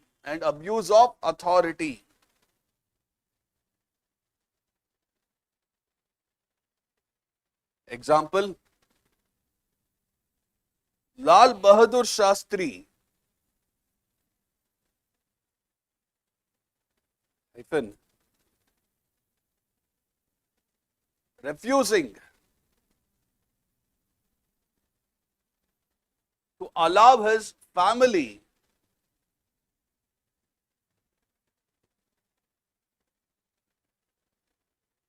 to use his name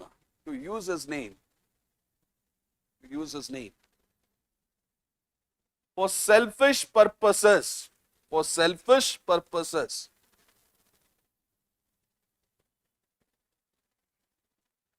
Next. It strengthens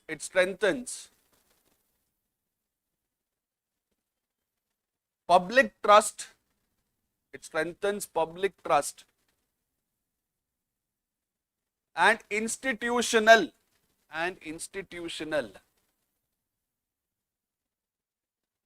legitimacy. Example, ISRO.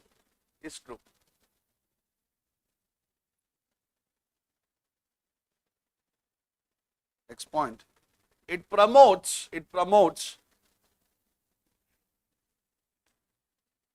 citizen-centric. It promotes citizen-centric and compassionate governance.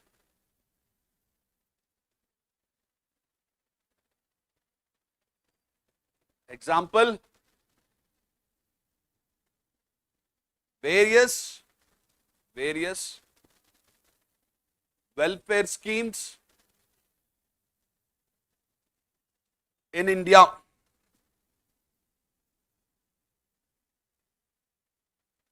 Write down the conclusion part. In public administration, come on, ethical conduct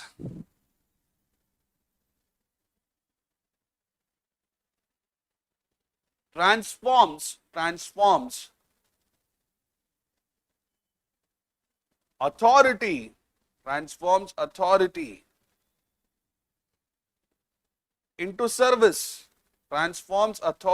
into service, and governance into a means of achieving justice and human flourishing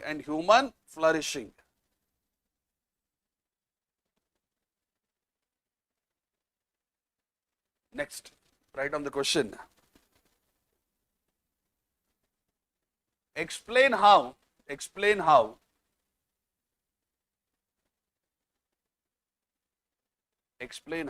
ethics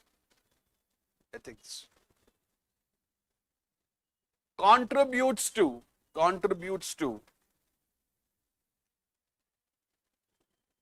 social and human well-being.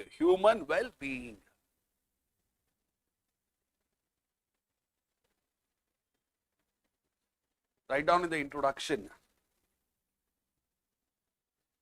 Thomas Hobbes. Who was Thomas Hobbes? Anyone here who has taken PSIR? Yes. Who was Thomas Hobbes, Ashish? Social contract theorist, right? Yes. Thomas Hobbes, within the bracket, social contract theorist.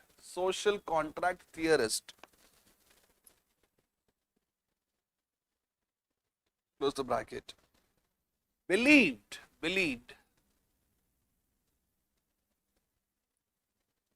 life would be, open inverted commas, solitary,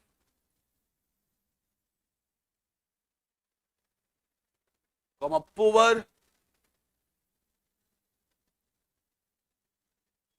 nasty, brutish, and short, close the bracket, short, without ethics, and short, S-H-O-R-T, short, close the bracket, without ethics, serving as the ultimate instrument for human and social well-being. And social well-being. All right.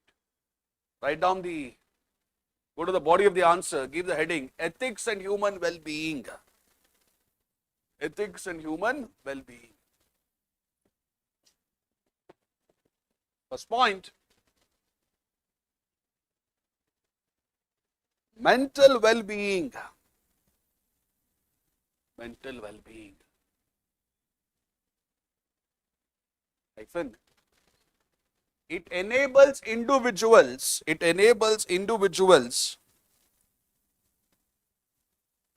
to act with integrity and self-respect.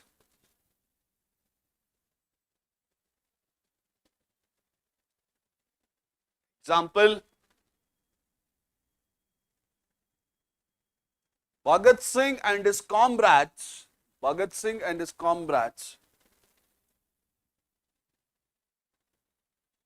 hyphen, refusal to submit,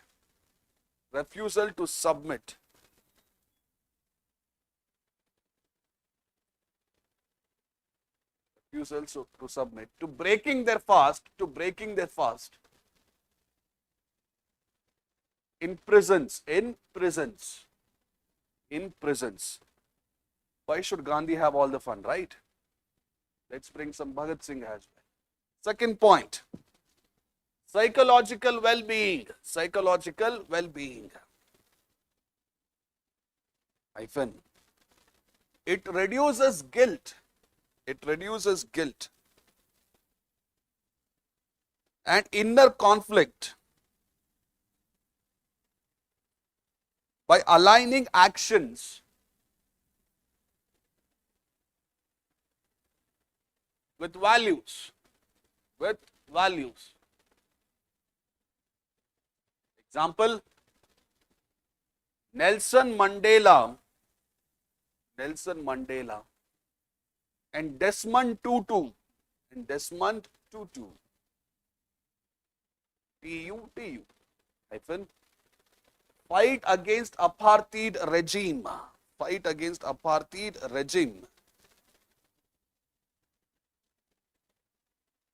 By rejecting revenge.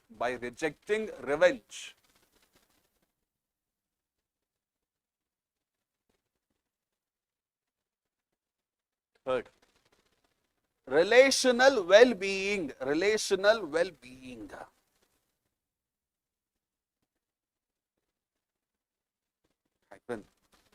It strengthens empathy.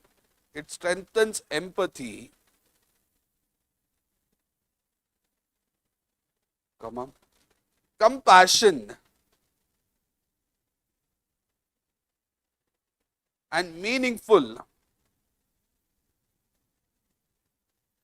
relationships.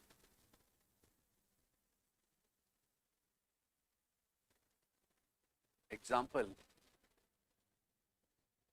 during 2018 Kerala floods,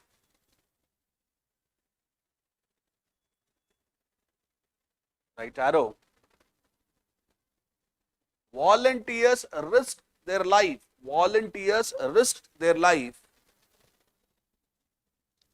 to save strangers.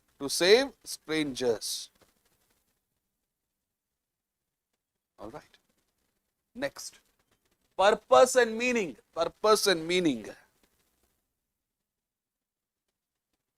Hyphen. It inspires service beyond self-interest. Example, Baba Amte, right arrow, fight against stigma associated with leprosy.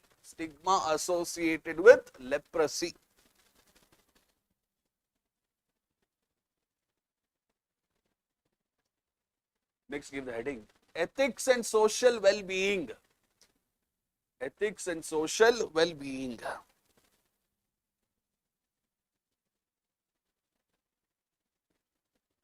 Hyphen, not for hyphen, first point. Social trust. Social trust. Hyphen. Makes cooperation possible. Makes cooperation possible. Amongst strangers. Amongst strangers. In pursuing national goals.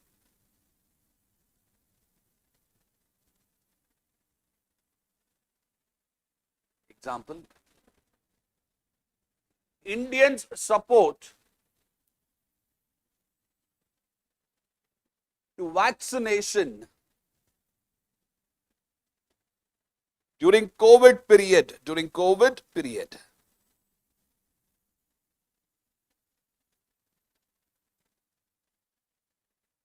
Second, justice and equality. Hyphen. It protects rights and ensures fair treatment of individuals and ensures fair treatment of individuals.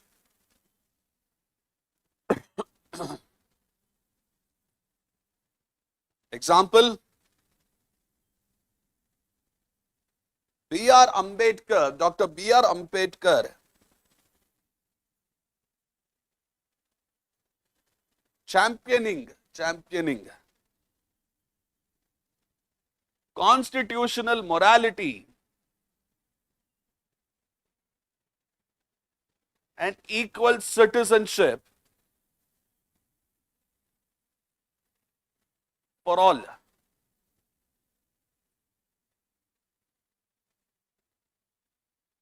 Third one, social inclusion.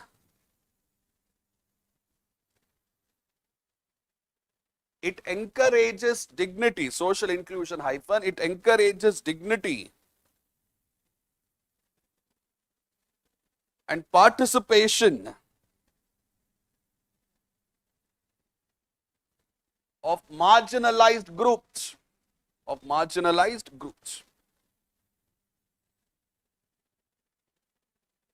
Example, decriminalization of homosexuality. Example, decriminalization of homosexuality. All right. The above point that you have written, justice and equality, write few more examples. One more. Lokpal protest, comma, Nirbhaya protest, etc. Next one. Give the heading sustainability.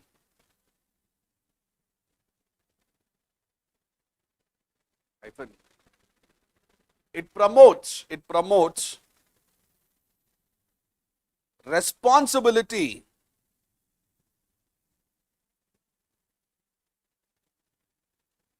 towards future generations.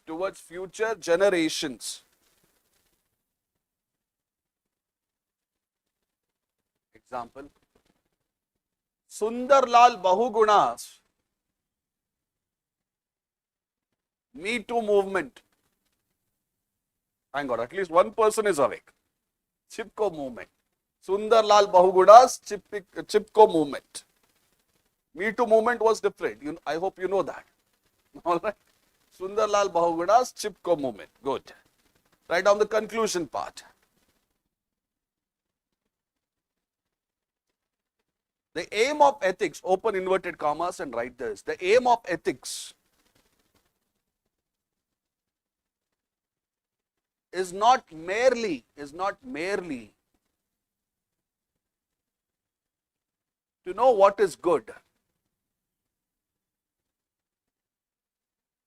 comma, but to become good.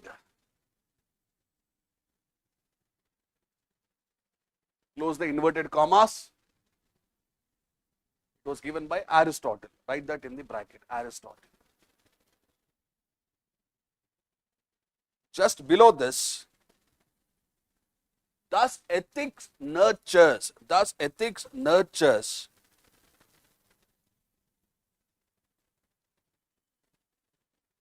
human flourishing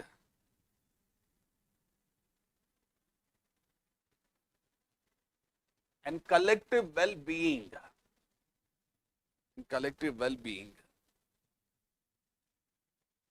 When sincerely followed.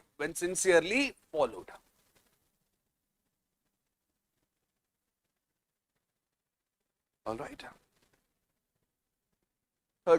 Third question now.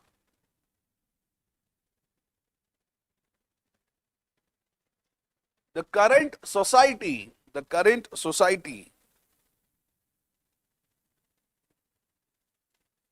is plagued, P-L-A-G-U-E-D, plagued, with widespread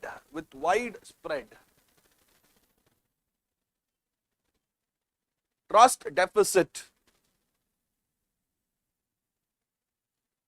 Full stop.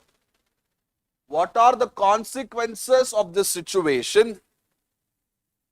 What are the consequences of this situation for personal well-being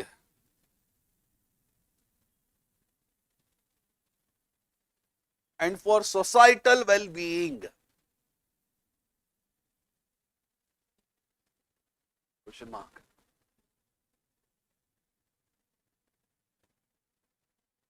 Continue. What can you do?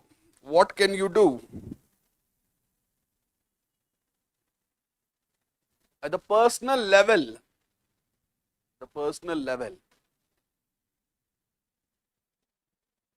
to make yourself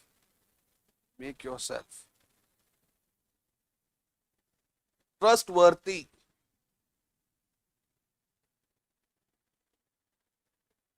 All right.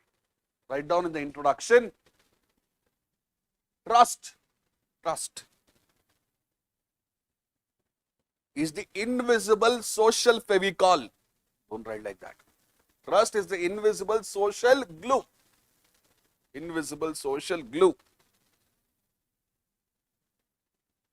That binds individuals, institutions, and communities together.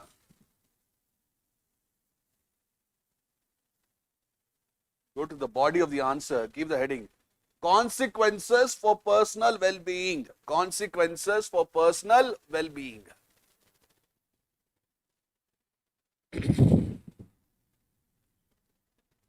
First one, consequences for personal well-being. First one, psychological distress.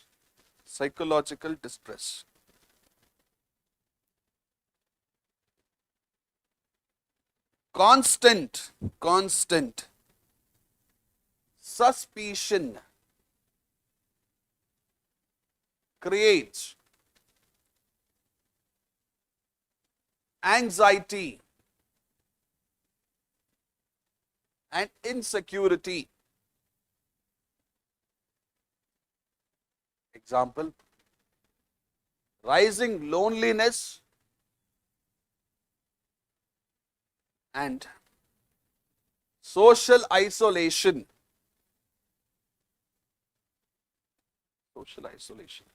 Within the bracket, WHO stats. Don't write stats, WHO observation.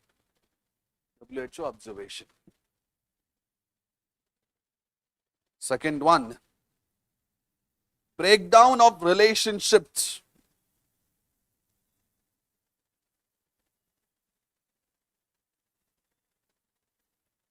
Hyphen, weakens friendships family bond, and workplace relationships.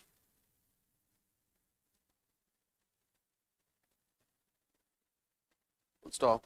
Example,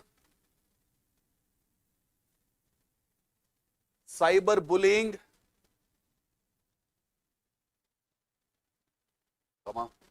hurtful gossiping,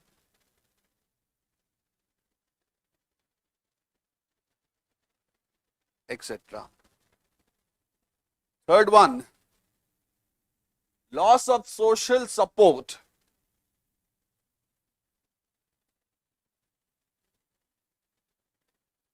Hyphen. Reduced sense of belonging, reduced sense of belonging and community might overwhelm an individual,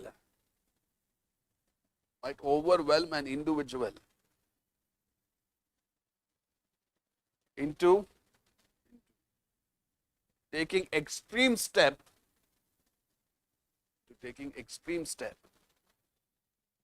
or maybe suffer in silence,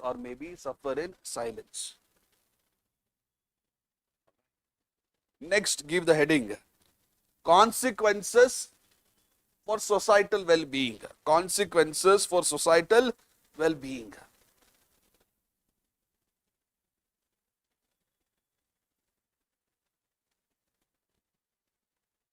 Under that, first one, erosion of social capital. Erosion of social capital. Hyphen. Cooperation becomes difficult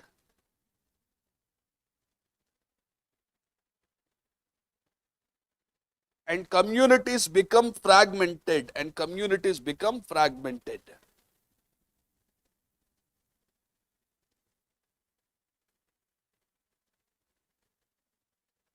Example, Gen Z protest in Nepal.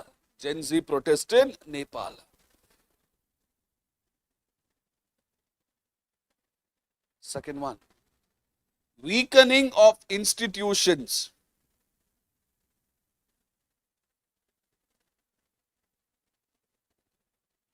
Hyphen. We might see rise of cynicism. Cynicism. Cynicism. And political polarizations.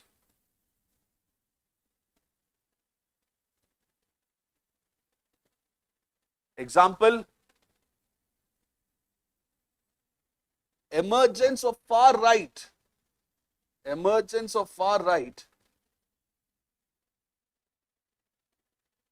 in some European countries. Emergence of far right in some European countries. Third one, economic and development cost.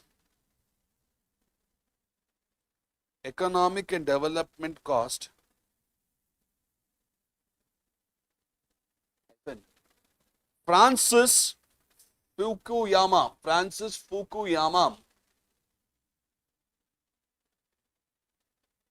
argues that high trust societies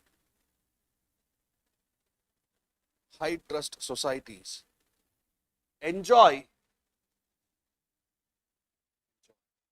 stronger economic performance.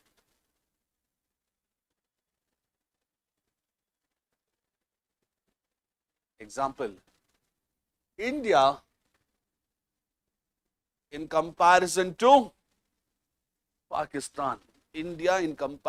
to Pakistan. Fourth one, social conflict and polarization.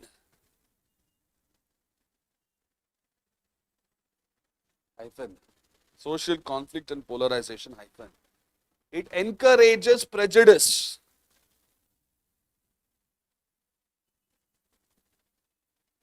Comma. Misinformation.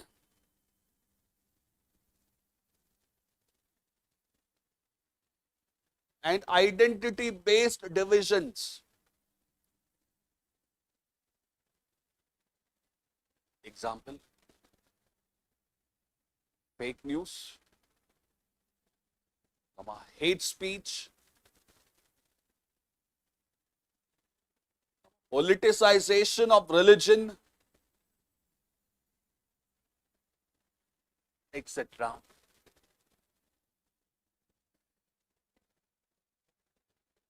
Next heading, making oneself trustworthy. Will you write point by point or will you draw a diagram? Draw a diagram, draw a circle. Draw a circle and write what I am about to say. Making oneself trustworthy, draw a circle. One of the spokes of that circle. Practicing honesty. Practicing honesty. Another part of that circle. Demonstrating integrity. Demonstrating integrity.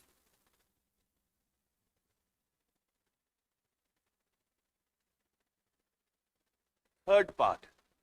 Fulfilling promises. Fulfilling promises.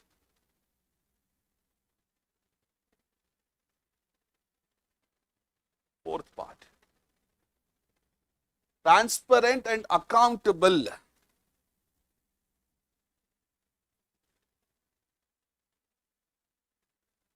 Next part. Empathizing with others.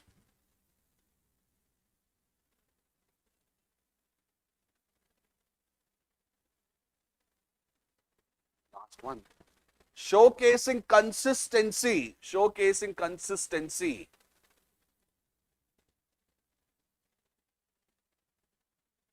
In moral behaviors.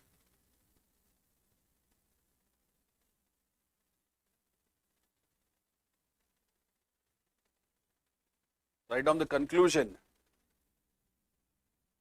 Confucius, Confucius, Confucius, warned. If the people have no trust,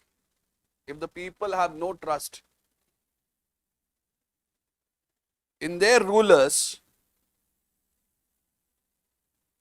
come on, the society cannot stand.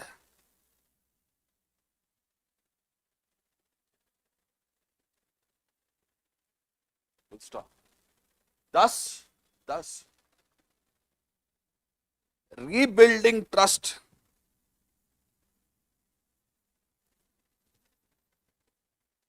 must begin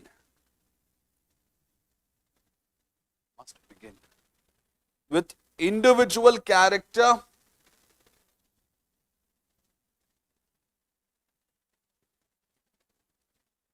and ethical conduct.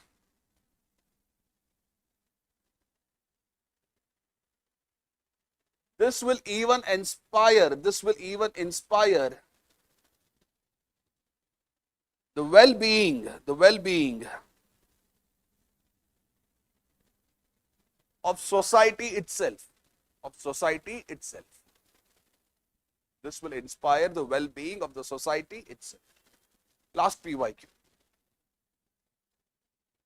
ಇದಾದ್ಮೇಲೆ break ಕೊಡ್ತೀನಿ. ನಿಮ್ಮ ಮೇಲೆ ಆಣೆ, ನಿಮ್ಮ ನೌತಿರ ಕೈ ಮೇಲೆ ಆಣೆ. It is believed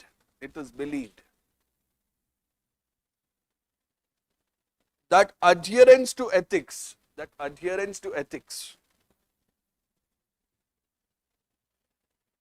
in human actions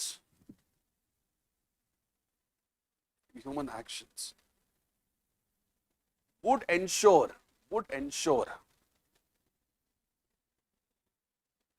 in smooth functioning of an organization / system. Stop. If so, what does ethics seek? What does ethics seek? To promote in human life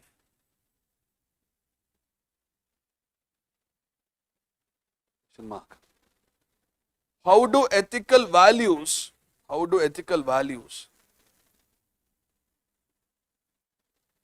assist in the resolution of conflicts? In the resolution of conflicts faced by him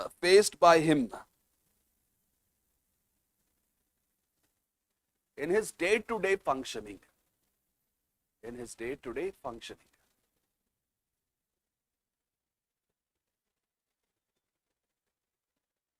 Introduction. Business persons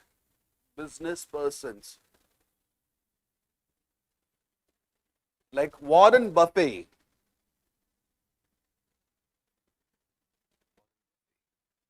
and Jamshedji Tata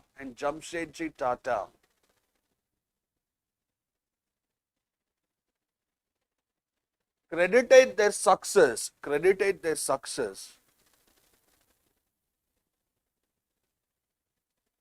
to the ethical foundations of their organization.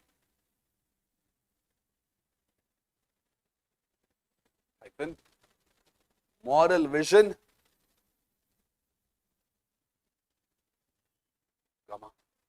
ethical leadership,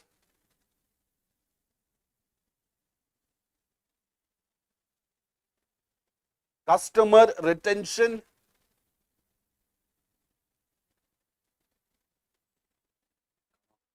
brand reputation,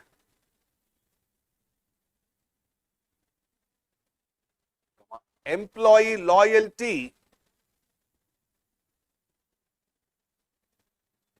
etc. Go to the body of the answer. Ethics and human life. Ethics and human life.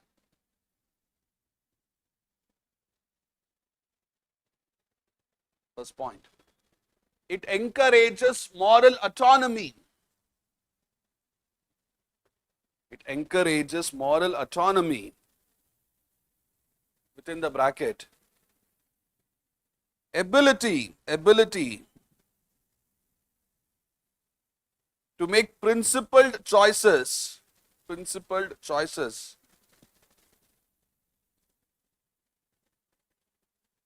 independently.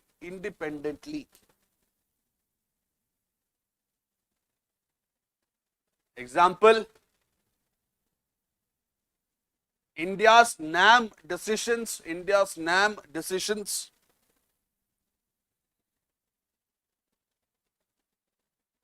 Second one, social harmony. Hyphen. Peaceful coexistence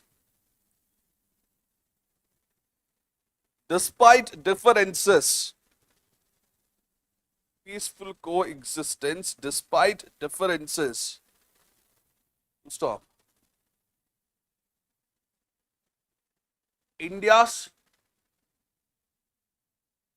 acceptance of Ayodhya verdict. India's acceptance of Ayodhya verdict. All right. Full stop. Third one. It encourages mutual trust. It encourages mutual trust.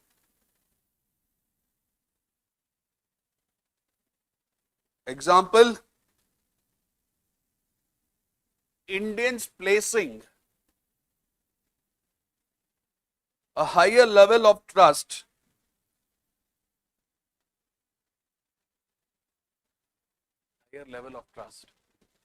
in ISRO, comma, Indian military, etc.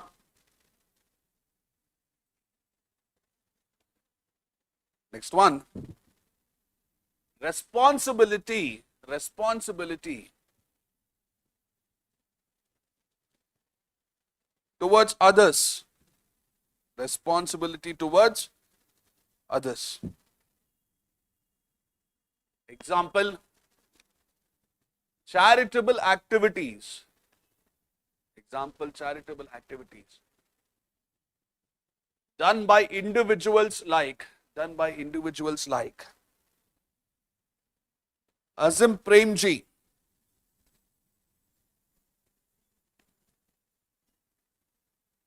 Next. It encourages a strong character,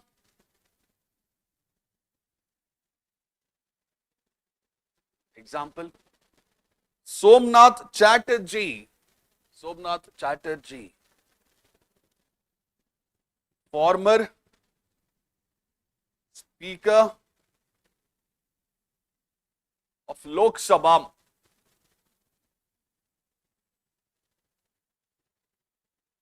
All right, next give the heading. Ethical values,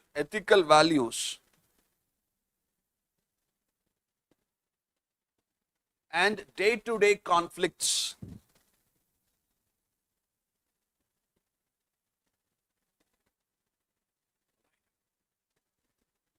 First one,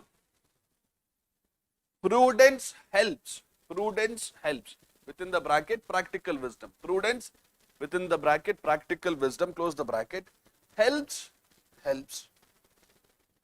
Choose. The most appropriate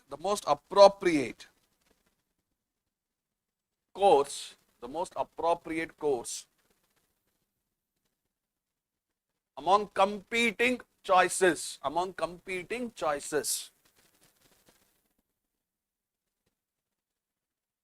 Example,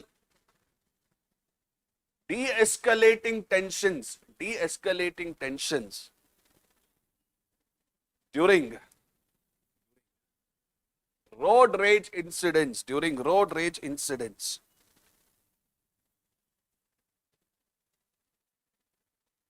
Second, empathy enables understanding.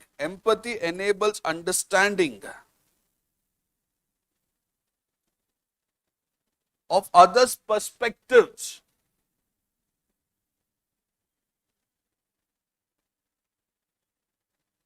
Which might make our engagement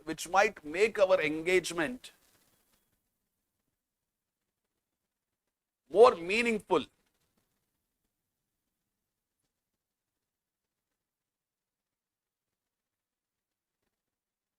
Third one, tolerance facilitates coexistence amidst diverse beliefs.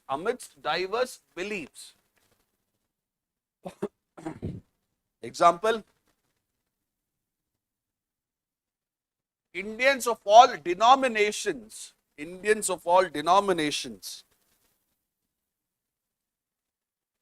celebrating some of the festivals like Deepavali, Eid, Valentine's Day, don't write that, New Year's, etc. Next one, courage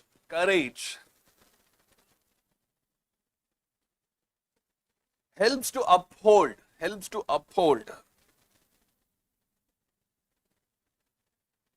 what is right,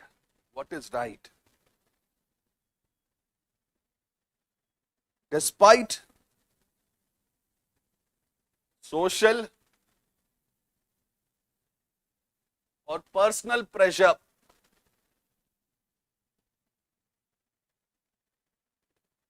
Example,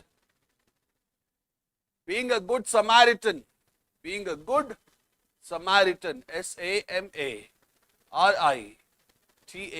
being a good Samaritan when some accident has occurred, when some accident has occurred. Last point. Self-restraint. Self-restraint prevents impulsive actions and also helps to resist distractions in life.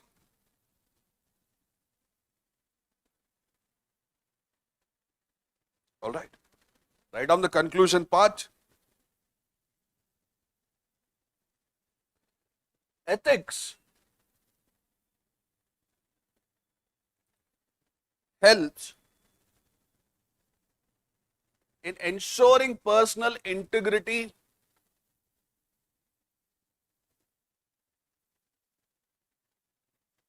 fulfillment,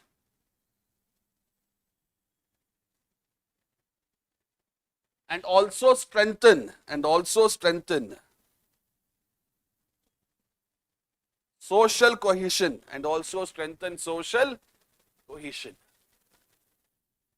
Full stop. You can have your break, come back by 7 p.m.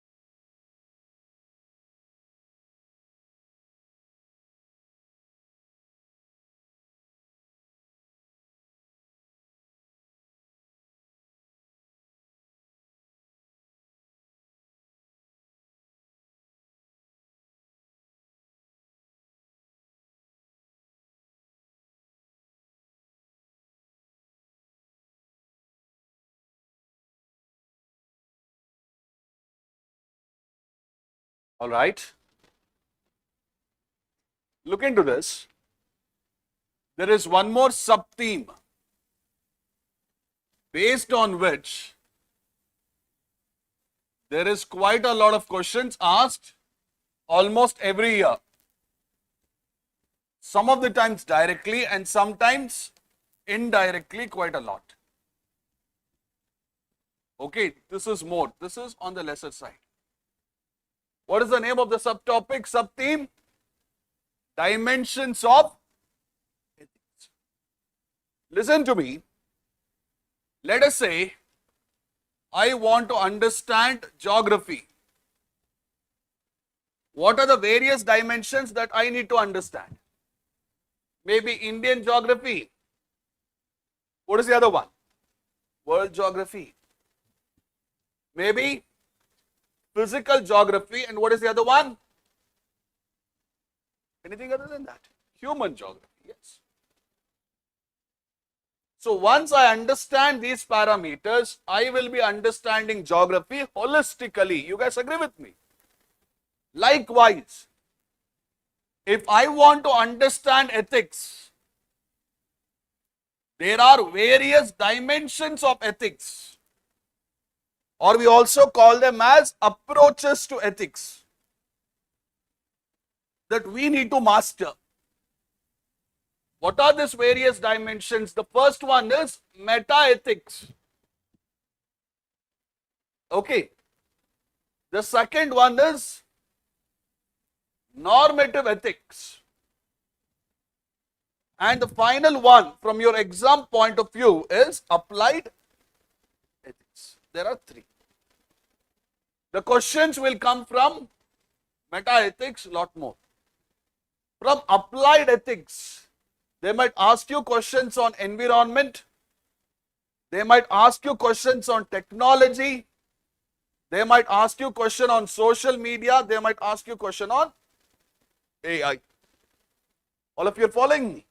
These have been the major concepts on which your UPSC has asked consistent questions. Normative ethics.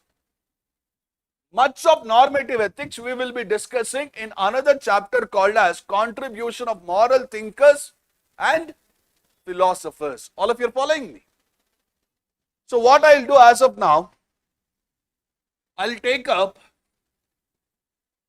meta-ethics first. I will explain to you what is the concept, and then I will discuss some PYQs associated with it. All of you are following me? So listen to me. What is meta-ethics? Meta-ethics is that dimension of ethics. Meta-ethics is that dimension of ethics. It is that approach to ethics which explores fundamental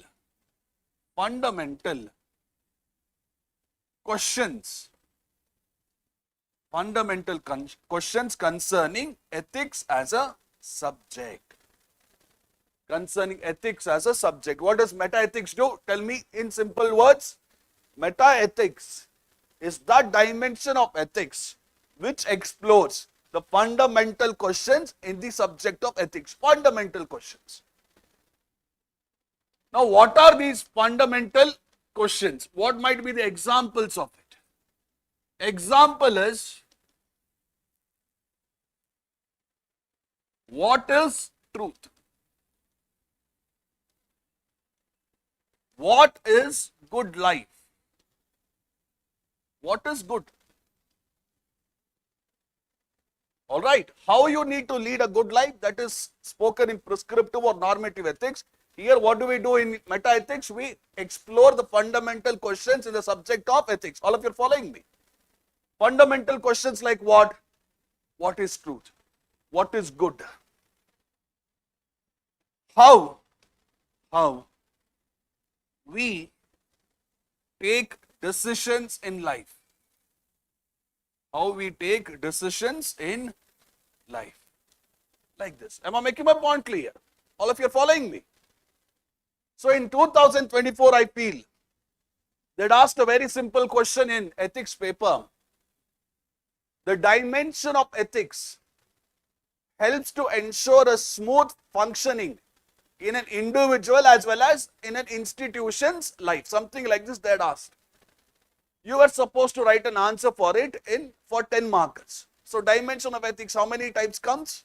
Meta, normative, applied. Normative and applied we will discuss later. Let's just focus on meta. What do we do in meta? We try to understand, we try to analyze, we try to explore the most fundamental questions in ethics. What is the nature of truth? Is truth universal or relative? Is truth objective or subjective? What is the nature of happiness? What does it mean to be good? Am I making my point clear? Fundamental questions. Artha agtide taane? All of you come back. Now look into this. In meta-ethics, let us say I discuss taking decisions in life. Taking what? Decisions in? How is it that we usually take decisions in life? As per thinkers like Daniel Kahneman. What is the name of this individual? Daniel Kahneman, who has written a book called as Thinking Fast and Slow. In this book, he discusses how we usually take decisions in life. Am I making my point clear? All of you, come back. So what does Daniel Kahneman say? Daniel Kahneman says there are two ways we take decision. The first way is what we call as system 1. The second way is what we call as system 2. In the system 1, we take decisions in an intuitive manner. Another name for this intuitive decision making is gut feeling. Sometimes when you meet a person, there is an intuition, there is a gut feeling that this person is good or this person is bad. Am I right or am I wrong? That is intuition. All of you are following me? So what is moral intuition? It is basically you taking decisions in a very long period of time or in a short period of time. Intuitive decisions or gut decisions, do they take a very long period of time or are they short? Very good. Your UPSC in one of the PYQs, they've asked a simple question. Differentiate between moral intuition and moral reasoning. Moral intuition is system 1 of decision making. What is moral reasoning? System 2. In moral intuition, decisions are taken in a quick manner. In moral intuition, we also call it as gut feeling. In moral intuitions, emotional inputs, they play a prominent part in how you take decisions in life. What part? Emotional. You know that in your brain there are different regions like amygdala, regions like prefrontal cortex. Amygdala is part of that brain which deals with emotions. All of you are following me? Prefrontal cortex is that part of the brain which takes into account rationality. You tell me, most of the times when we take decisions in life, is it moral intuition, the quick way of taking decision, or is it moral reasoning, the very long way of taking decisions that we use? Intuition, right? You guys agree with me? Simple. Then there is one more thing called as moral reasoning. What do we do in moral reasoning? In moral reasoning, we take decisions not quickly, but rather we put in a good amount of time. It takes longer time because we try to analyze rationally from all 360-degree angle. Artha agtide taane? In moral intuition, amygdala plays a prominent part. In moral reasoning, your prefrontal cortex plays a prominent part. Am I making my point clear? Your UPSC, in a very simple question, in the past couple of years, they just asked you to tell me the difference between moral intuition and moral reasoning. That's all. I think it was in 2022, in its essay paper, they asked a question, visionary decision making. Visionary decision making happens at the cross section. Cross section means when two roads meet. Happens at the cross section of intuition and what? Logic. Intuition refers to system 1 of taking decision. Logic refers to system 2. And what type of decisions are they talking about? Some common decision, normal decision, or is it visionary decision? Visionary. What is visionary decision making? Having the ability to analyze all the possible angles, taking rationality into consideration, taking emotions into consideration, and planning for the future 10 years down the line, 15 years down the line. That is visionary decision making.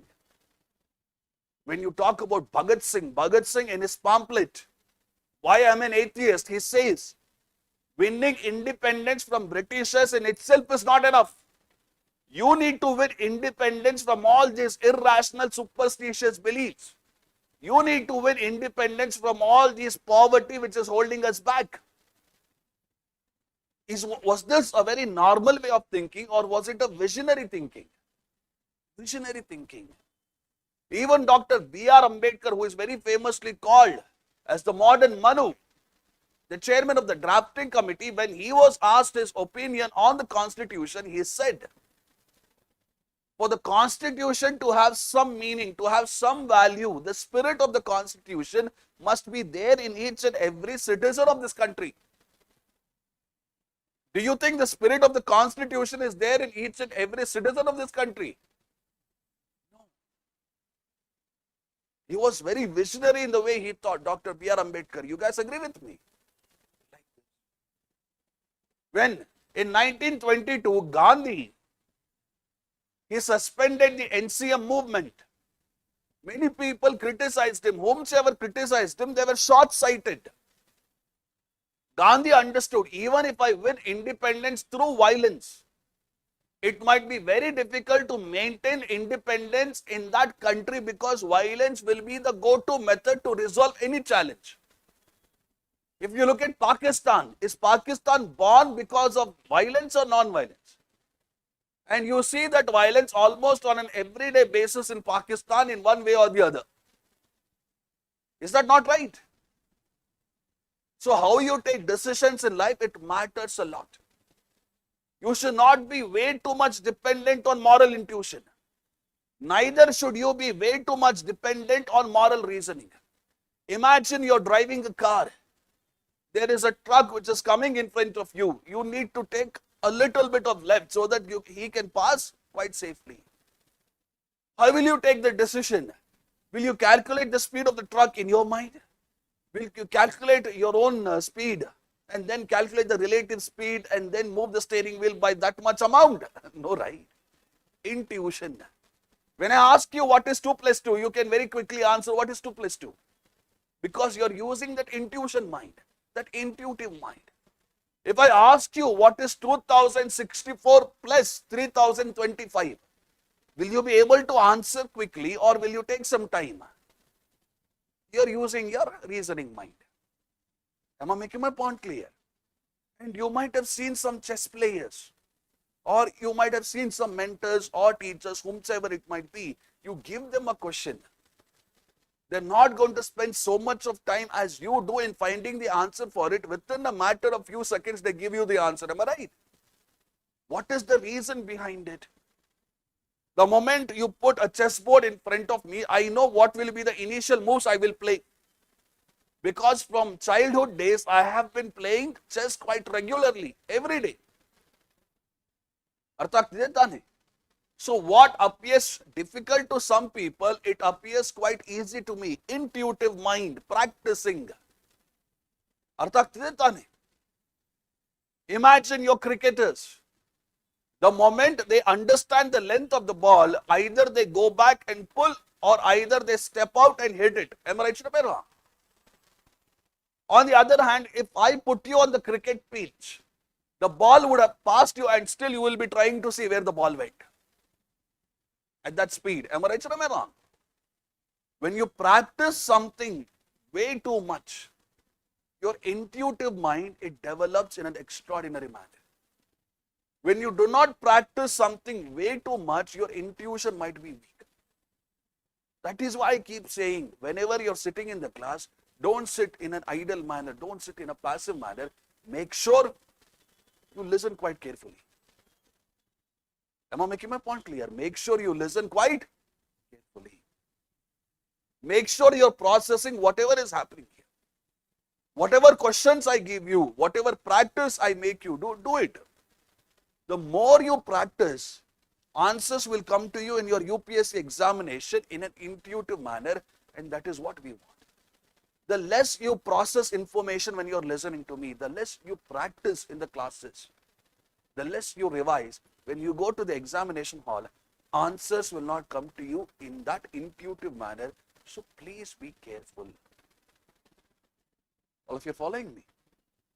When it comes to crucial decisions of your life, it might be related to some professions, it might be related to choosing some masters or business or whatever it might be. Will you take decisions in an intuitive manner, or will you take some time and use moral reasoning? Moral reasoning, am I right? You need to have patience for it. Many people don't have patience to give to their system too. Many people don't. Am I making my point clear? That's the problem. All of you want quick results within a matter of few days, within a matter of few hours. How is it possible? It's not possible, right? Keep that in mind. Why is UPSC asking you questions like differentiate between moral intuition and moral reasoning? When they give you case study, will you take a decision on the case study in an intuitive, impulsive manner, or will you take some time, analyze all the 360-degree angle, and then take a reasonable decision? What will you do? First or the second one? Second one. Am I right or am I wrong? And we are living in a world where it is very easy to judge people, quick to judge. Hey, he is so and so. She is so and so. Are we giving these judgments or opinions based on intuition or based on moral reasoning? You tell me. Intuition, right? Very quick to judge. This impulsiveness is not going to help you in your life. Be careful. Why is UPSC asking you questions on this? We are surrounded by so many distractions in our life. So many distractions. You guys agree with me? Imagine there is some notification that you get on your mobile. You feel tempted to check that notification. Am I right or am I wrong? Even if your mobile is in the pocket, it is not vibrating. It feels as if it is vibrating. Am I right or am I wrong? So much addicted to distractions you've become. So when the distraction presents itself, should you listen to your intuitive mind, which might say, hey, go and see the notification, or should you look at the reasoning mind, resist the temptation, resist the distraction, because now is not the time to engage in this. What will be the thing that we will choose? First or the second one? Second one. This is what we should do. But it is not easy to listen to the second one. Second one demands sacrifice from you. The first one might say, hey, just one notification I'll see. You will give yourself this excuse. But in the next couple of minutes, you will be checking other notifications. You will be checking any recommendations you got on YouTube or Instagram or any WhatsApp status like this. Am I right or am I wrong? Here's the thing. Someone who has resisted the temptation, resisted the distractions quite a lot, someone who has practiced quite a lot, for them, intuitively, they resist all the distractions. Intuitively. All of you are following me? So I have been teaching you since 11:15, let us say. I have taught you, I have given you notes, I was walking here and there, and I was looking at whomsoever people were walking on these roads. I saw some students of mine who have been in this road for last 4 to 5 years. All right, 4 to 5 years. They're talented people, they're sincere people. But what is missing in them is that every time, whenever they give an attempt, they don't take into consideration all angles. They take a decision very impulsively. Am I making my point clear? Imagine you have given some 3-4 attempts.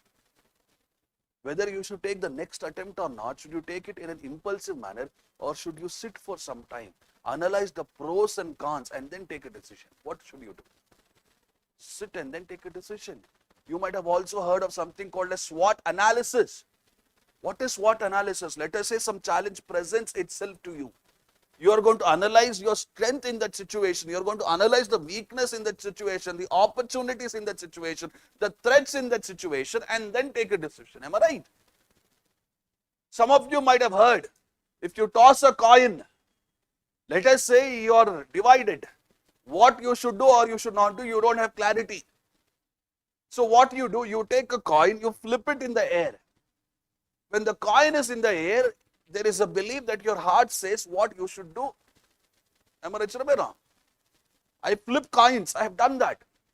There was some dilemma in my life, to be or not to be. Heads bidre idu, tails bidre adu. So I flipped the coin. When the coin was in the air, I was asking my heart, my gut feeling, what is the answer? The coin was in the air, the coin even landed, and still I did not have my answer. I don't believe in these things. There is a time for intuitive decision. There is a time for reasoning decisions. Be careful. It is very easy to get angry in life. Imagine he says something to me. I get angry then and there itself. Am I making my point clear? Imagine he says something to me. I get angry then and there itself. Howsoever, for some 2 minutes, if I just calm myself and try to understand, empathize, why is he scolding me? Is there any pressure in his own life? Any frustration in his own life? And because of that frustration, he is taking out all his anger on me. Maybe I can react to that situation in a much better manner. Am I right? I'm not saying that you need to take his frustration, no matter how much unjustified it is, on you. What I am saying is, 2 to 3 minutes, analyze. Then figure out the best possible option, best possible choice, and resolve the situation amicably, harmoniously. Am I making my point clear? So the question they have asked is very simple. Differentiate between moral intuition and moral reasoning, very simple. But the implication or the importance of how you take decision is quite large. You can use this content not only in your ethics paper, but your essay paper, hopefully when you write mains. Am I making my point clear? Look at the name of the book, Thinking Fast and Thinking Slow.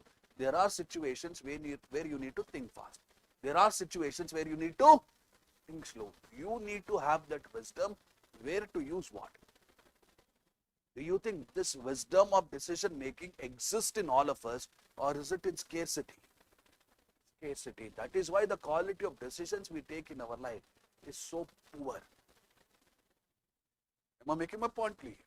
If I give you an exercise, go to the back of your book and highlight the decisions you took in your life which resulted in you suffering some pain. And if you look at the decisions you took, more often than not, will it be intuitive decision because of which you took those impulsive, or will it be reasoning? Intuitive, am I right?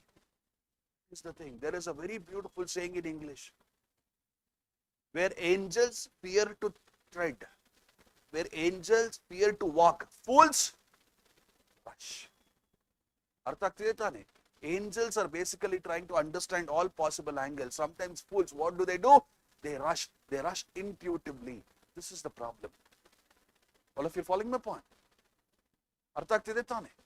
There is a saying in Japan or the China part of this world. Look at this quote. It's very interesting. When two blind people are fighting, you should not try to stop them. You know why? If you try to stop them, you might get hurt. I learned the lesson quite literally when I was in school. Two people were fighting. They were not blind people. Eyes, everything they had. They were fighting.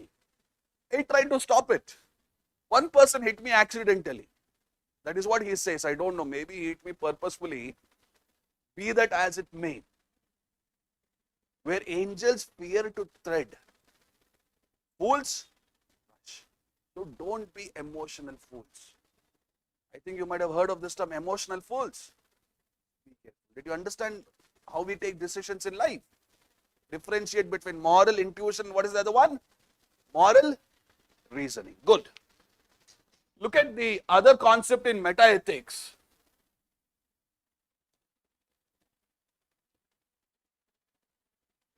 Other concept in metaethics is morality of actions. Morality of actions. Look into this. Morality of actions. So in morality of actions, I am trying to evaluate. Evaluate, can I also say I am trying to judge? Am I right or am I wrong? I am trying to judge. So one group of people will evaluate an action based on the means. Let us say based on the tools. Let us say based on the intentions. This is one group. This is one group. Another group, they will evaluate an action based on the ends, or we can also call it as consequences. Your UPSC, in one of its PYQ, that asked a very simple question. Some group of people believe means is of paramount importance. Another group of people believe ends justify the means. What is your opinion in this regard? Justify your opinion suitably. All of you are following my point? Come back, listen to me. There is a saying in Kannada, ಸಾವಿರ ಸುಳ್ಳು ಹೇಳಾರ್ದ್ರೂ ಮದುವೆ ಮಾಡಬೇಕು. Even if you are saying 1,000 lies, you need to get a marriage done. So the group of people who are emphasizing on this type of a belief, do you think they believe on the means, the tools, the intentions part, or do you think they look at the end result? End result. There is one more belief. You have to win in life by hook or crook. By hook or crook you should win. So for these group of people, are they focusing on the intentions, the tools that we use, the means that we use to win, or are they focusing more on the end result? Artha ಆಗ್ತಿದೆ ತಾನೆ?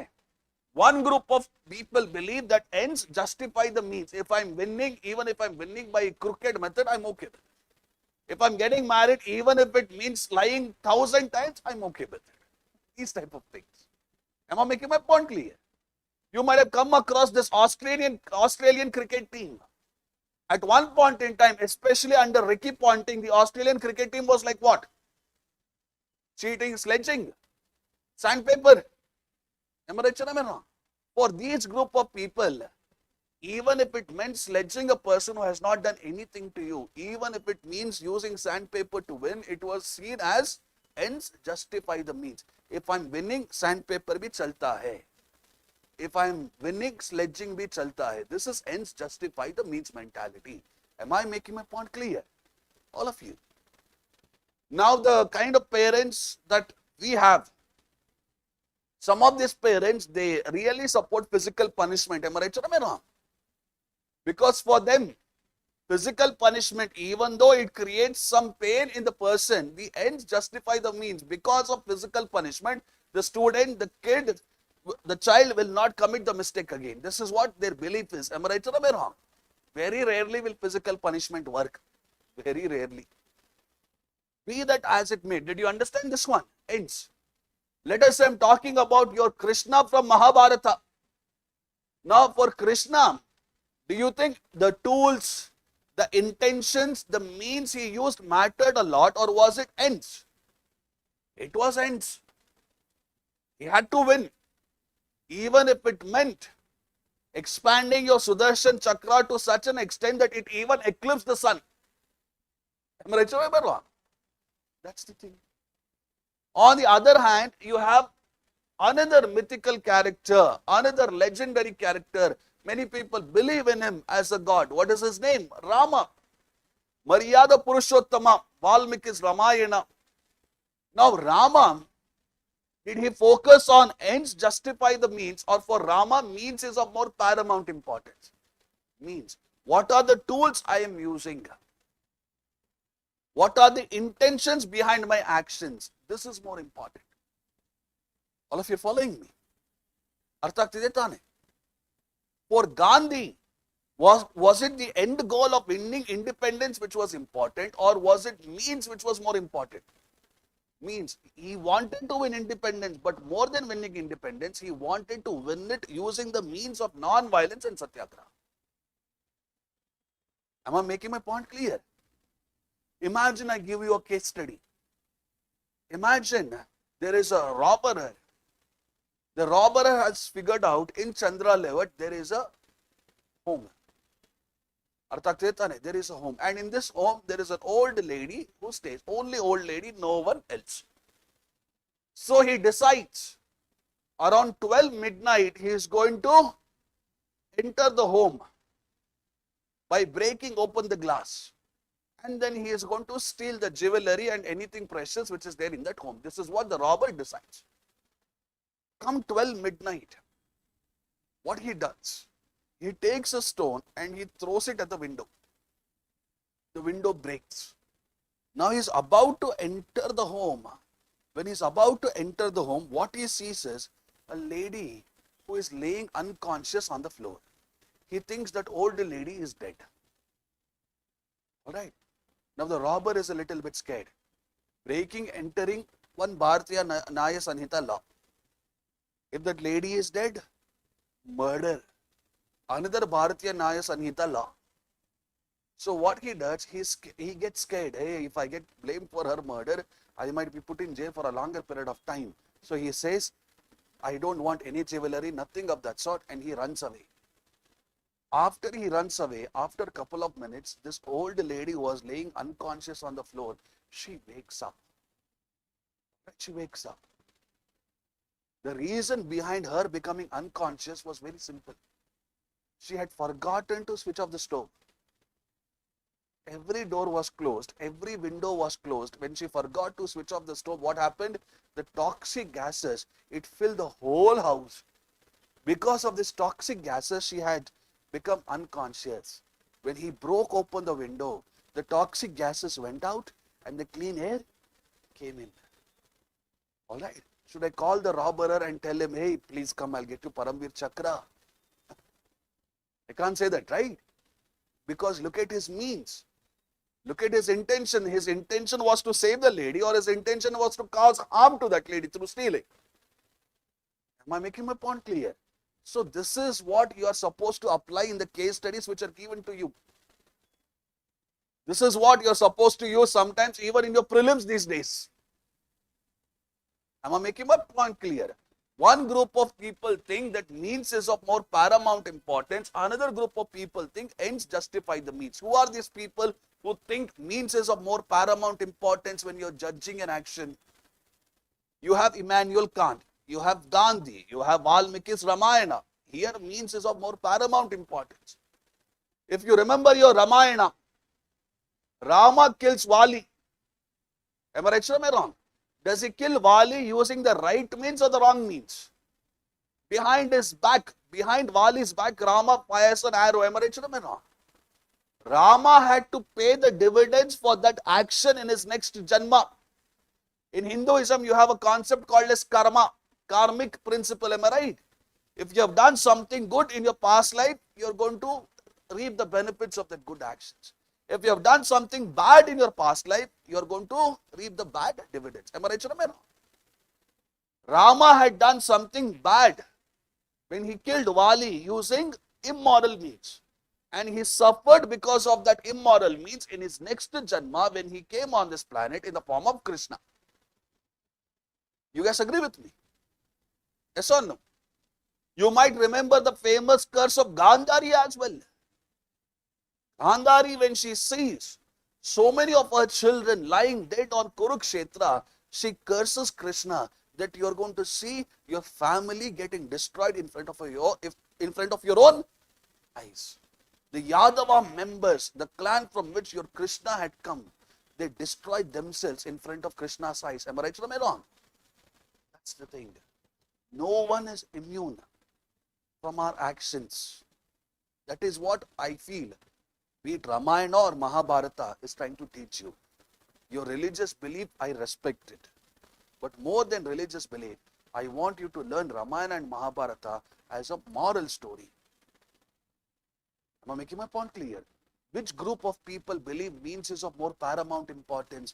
Immanuel Kant, German thinker, he says, there is no circumstance in which you can compromise on means. Gandhi, he believes means is of more paramount importance. Valmiki's Ramayana. What is the other group? Ends justify the means. Who are the thinkers who justify this? You have a person called as John Stuart Mill. When he is judging any action, the morality of any action, he will keep in mind the ends only. If ends create greatest happiness of the greatest needs, the means is fine. Artha ಆಗ್ತಿದೆ ತಾನೆ? Your Krishna, to which group does he belong? Means or ends group? Ends group. Artha ಆಗ್ತಿದೆ ತಾನೆ? Now the question that I have asked you is this. I think the question might be there in the PYQ book as well. Am I right? Some people believe that means is of more paramount importance, while other group believe ends justify the means. What is your opinion in this regard? Justify suitably. Something like this they might have given the question. How will you start answering? How will you start answering? What is the importance of understanding this concept? Please tell me. What is the importance of understanding this concept? Please tell me. Go ahead. Why should you judge the morality of actions of any individual? Tell me that. Yochne ಮಾಡಿ. Go ahead. Every day we are faced with judging actions. Am I right or am I wrong? When we know how to judge an action, do we become a better person or do we become a bad person? Better person. That's the importance. Understanding how to evaluate morality of actions will give us a clear indication of what is acceptable and unacceptable behaviors that can make this world a better place. That is what your introduction can be. This is one thing. Another thing is what? Some people believe means is of more paramount importance. Who are these some people? Another group of people believe that ends justify the means. Who are these people? Mill, Bentham. That you can mention in the introduction. While Immanuel Kant believes means is of more paramount importance, teleological thinkers like Bentham and Mill emphasize that ends justify the means. Hyphen, a timeless debate in ethics. Hyphen, a timeless debate in ethics. Have I not captured the essence of that particular question in my introduction? More than enough. More than enough. Now let's come to body of the answer. Means is of more paramount importance. Hyphen. The tools, the intentions, the motives that we use to carry out an action is more important than the end result or outcome in itself. That is the meaning of means is of more paramount importance. Example you are supposed to give. Give examples of Gandhi. Gandhi wanted to win independence, but through the means of. Now you have to tell me why Gandhi or Kant or Rama considered means is of more paramount importance. Why did they believe so much, so strongly on this? What could be the possible reason? Imagine everyone is living in a world where ends justify the means. Ninge ishta bandang madko. Tujhko kya lagta hai wo karo. Am I making my point clear? In that particular type of society, in that particular type of world, will there be moral clarity, will there be stability, or will it be unstable? You require some Lakshman Rekha in life, am I right or am I wrong? When you have that Lakshman Rekha, you are not going to become like, as Thomas Hobbes said, nasty, brute, animal. Means is of more paramount importance because it gives me moral clarity as to what I am supposed to do in this world. It will ensure that some unacceptable behaviors are never normalized in the name of ends. Am I right or am I wrong? All of you are following me. It will ensure that there is stability in the society, in the bureaucracy. You can give logical arguments like this. Imagine there are 100 IAS officers and 100 IAS officers, they believe ends justify the means. So they use all the means available under the sun. Will there be stability in the bureaucracy or will it lead to instability? Am I right or am I wrong? That is what you are expected to write even here. Am I making my point clear? Simple. Imagine there is Ricky Ponting sitting here. Imagine there is Rahul Dravid sitting here. Who will you respect more? Ricky Ponting has won so many cups. I also agree. Rahul Dravid, not so much. But who are you going to respect more? Because Rahul Dravid, he has been known in his career to use compromised means or the right means to achieve success. Right means, right? So society inherently respects those who use right means. Am I making my point clear? And wanting respect from someone else, is it a tendency which is present only in some people, or is it a tendency which is present in most people? Most people. Am I right or am I wrong? Here's the thing. Artha ಆಗ್ತಿದೆ ತಾನೆ? You don't have to struggle a lot while you're writing ethics, provided you understand the basics of the subject and write a lot. But there is a problem with means is of more paramount importance. You know what? Very rigid. Very rigid. Imagine there is a terrorist sitting next to me. He has planned that he is going to explode a bomb somewhere in the country in the next 24 hours. What will I do? Buy him a biryani. Hey, Ranna, Ponna, Papu, Chinna, here a bomb bellikidya. I can't talk like that. Am I right? Am I making my point clear? So in those type of situations, maybe ends justify the means. Means is of more paramount importance. It is very rigid. It is very stubborn. Ends justify the means. It is based on practicality. Imagine I am the chief minister. There is some project which needs to be implemented in a forest area. Now because of that project, some 10,000 tribals will be displaced. But some 10 lakh people will be seeing some advantage in their life. Should I take a decision based on means, or should I take a decision based on ends there? 10 lakh people getting benefited is a lot more than the pain of those 10,000 tribals. Am I right? The pain is there. But whatever decision you take in life, do you think it is going to lead to 100% happiness all the time around, or will there be some pain? Some pain will be there.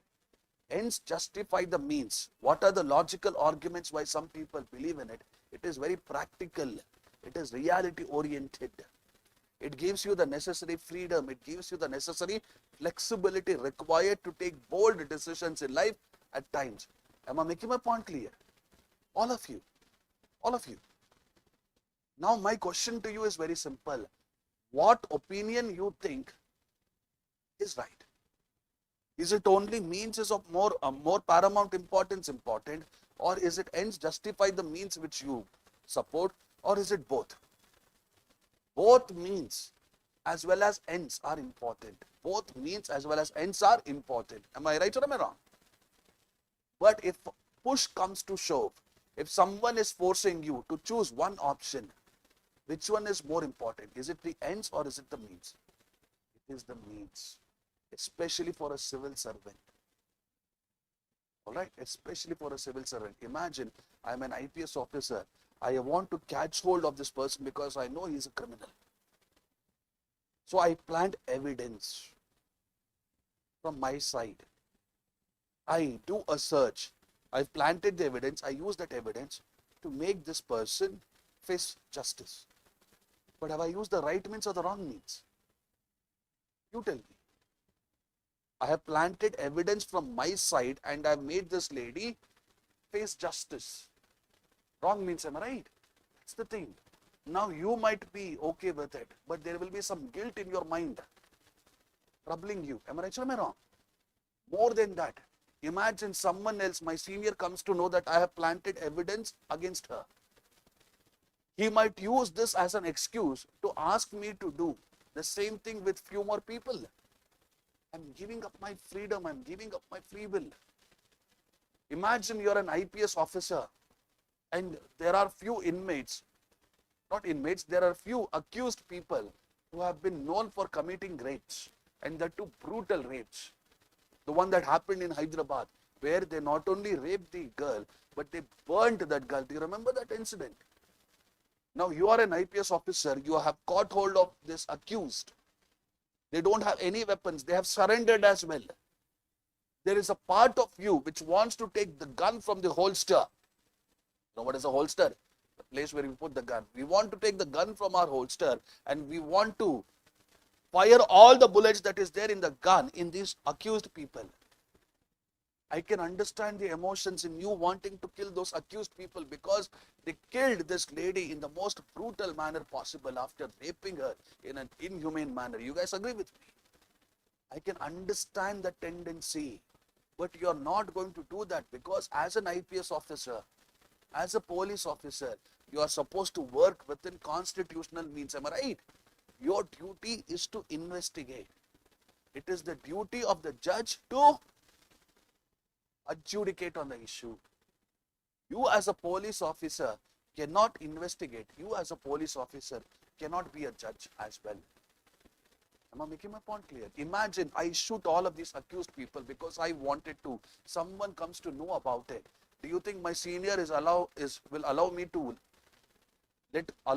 continue in a smooth manner, or will it use this to blackmail me?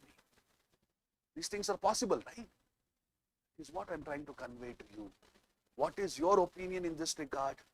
Both means as well as ends is important. Howsoever, means is of more paramount importance because it ensures our freedom, our free will, the stability in the society will be maintained, will be upheld. Artha ಆಗ್ತಿದೆ ತಾನೆ? When we emphasize on means is of more paramount importance, we protect, we preserve and defend not just the constitutional values, but all the eternal human values. All of you following me? But, in some exceptional circumstances, you can compromise on the means. In some exceptional circumstances, what can you do? You can compromise on the means, provided it is done in the interest of public welfare. So the terrorist who is going to explode a bomb in the next 24 hours, while I treat him, maybe I torture him. The torture might be justifiable, provided it leads to what? My own welfare, individual welfare or public welfare. I as a government might impose lockdown restrictions, but I am imposing lockdown restrictions because it is in my interest or in the collective interest. Am I making my point clear? Both means as well as ends are important, but if push comes to shove, if you have to take a decision, means is of more paramount importance. That is where your opinion should be. But in some exceptional circumstances, you can compromise on means, provided it results in public welfare. There are many officers who build a swimming pool in their house, in their official houses, and they say it was for public welfare. Should I believe in that? Swimming right? It's not in public welfare, and you know which officers I'm talking about. Am I making my point clear? There are some officers, they want to take a walk late in the evening, so they close a public stadium even before its closed time, and they go for a walk along with their dog. What kind of means are they using? Is it the right means or is it immoral? Am I making my point clear? Like this. All of you are following me? All of you are understanding? So I hope you can answer this PYQ. Am I right or am I wrong? Can you answer it? Good enough. Look into the slide as of now. I have told you the difference between moral intuition and moral reasoning. That is what I put across on the board. Look at this one. This is another concept in metaethics. The last concept. Not last but one concept. Act in such a way that you treat humanity, whether in your own person or in the person of any other, never merely as a means to an end, but always at the same time as an end. Who has given this quote? Mr. Kant. Now, when you read this quote, is it something that you can easily understand, or is it on the difficult side? It's on the difficult side. Let me simplify. Whenever you're interacting with this person, remember in metaethics, there are two concepts. One concept is morality of actions when you're evaluating an action. All of you following me? Another means and ends is how you treat others. Now, all of you have friends in your life. All of the friends that you have in your life, are they your best friends? Why are you not best friends with everyone? Because there are some people who call themselves your friends, but they will be utilizing maybe the power you have. They might be utilizing maybe the money you have. They might be utilizing maybe the notes that you will be making for IBC and sharing it with them. Am I making my point clear? So when they are interacting with you, are they treating you as an end in itself? Are they respecting your personal dignity, or are they using you as a tool for their own selfish need? What are they doing? The first one or the second one? The second one, right? There are some friends in our life who use us only for our power, only for our wealth, only for our fame. They don't genuinely care for us. They don't genuinely respect us as an end in ourselves. They use us as a mean for their own selfish end. What Immanuel Kant is saying is, as long as you're alive, as long as you're taking any action, treat humanity, treat another person as an end in themselves, never as means. All of you are following me? Never as means. Look at the question that UPSC has asked on this concept. There are two meta-ethics concepts related to means and end. One, means and end, it deals with what? Evaluating the morality of actions, which we discussed. Another, means and ends, it is dealing with what? How we treat each other. Look at the question. Human beings should always be, what is the key term there? Treated. All right. Let me show you another one. Means and ends, morality of actions. With regards to morality of action, one view is that means is of more paramount importance, and the other view is that ends justify the means. Which view do you think is more appropriate? Justify your answer. Have I discussed this comprehensively? The only thing that I missed out when I was discussing this was conclusion. Now, in which situation means is of more importance? In which situation ends justify the means? I should be aware, am I right? Investing in moral awareness or pursuing the necessary wisdom is important while we judge other actions and also that of our own. Can I write this as my conclusion? Investment where? In our moral awareness. Investment where? In pursuing wisdom will enable us to choose the right option, the right approach given the situation. Am I making my point clear? Simple enough. Another conclusion I will give you. I'll ask you this question. Using which method can I create a more beautiful and better world? Means is of more paramount importance or ends justify the means? When collectively in normal circumstances we emphasize on means is of more paramount importance, the world becomes a much more beautiful and a better place. Am I making my point clear? Like this you're supposed to do. Nothing more than that. I hope you will be able to answer this question. Not at all difficult. This is one means and end. There is one more means and end, and that deals with treating each other. It might be parents treating their children. It might be teachers treating their students, vice versa. It might be friends treating each other. It might be two countries treating each other. All of you follow my point? Look into this. Human beings should always be treated as an ends in themselves and never merely as means. Explain the meaning and significance of the statement, giving its implication in the modern techno-economic society. So tell me, how many demands are there here? How many demands are there?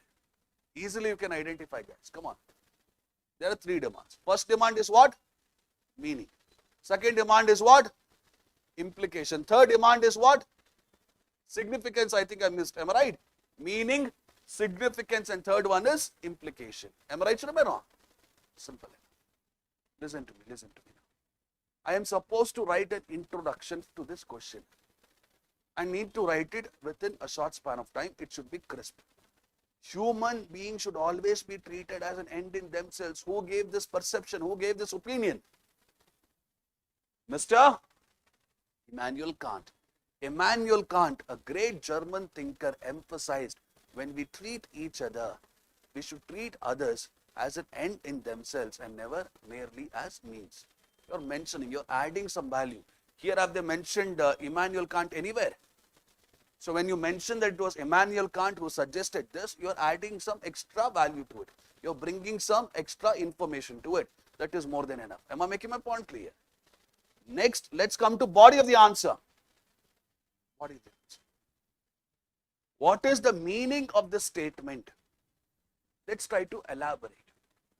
Be it in friendship, be it when we take care of our parents, children, be it countries interacting with each other, treating with each other, we should never use another person as a means, as a tool to satisfy our selfish needs. We should always treat them as an end in themselves by respecting their choices, by respecting their dignity, and not misutilizing their good nature. Have I explained the meaning in a brief manner? Am I right or am I wrong? Now they are asking significance of the statement. You tell me, when you live in a world where each and everyone is treating each other as an end in themselves, that world will be a good world or a bad world? Where everyone is treating each other as an end in themselves. Think carefully. Good, right? Hitendra, everyone is treating each other as an end. You're not being used as a tool. It's a good world, na? I know it's been from 11:15. I know your mind will be tired. It's quite natural. Nanagu what ಇದೆ ಅರ್ಥ ಆಗ್ತಿದೆ ನೀವೇನೋ break ಅಲ್ಲಿ I think what did you have in your break? Coffee you had. All right. I did not have anything. All right. I understand. You're tired. I am also tired. And GS2, I think it went on for 10 days. Monday to Saturday, GS2, Sunday, essay. ಎಲ್ಲ ಕಡೆಯಿಂದನೂ ನೀವು lock ಆಗಿದ್ದೀರಾ. This is going to continue for a few more days. At least for 20-30 days, I guess. I can understand your pain. Howsoever, let's not compromise on the efforts which is required from our side. We'll always be careful. We'll try to be as observant as possible. All of you following me? Listen to me, listen to me, listen to me. Imagine you're living in a world where each and everyone is treating each other as an end in themselves. That world will be good. What is the significance of living in this world? When I live in a world where we are treating each other as an end in ourselves, the human dignity of an individual, will it be upheld or will it be compromised? Upheld. That's one point.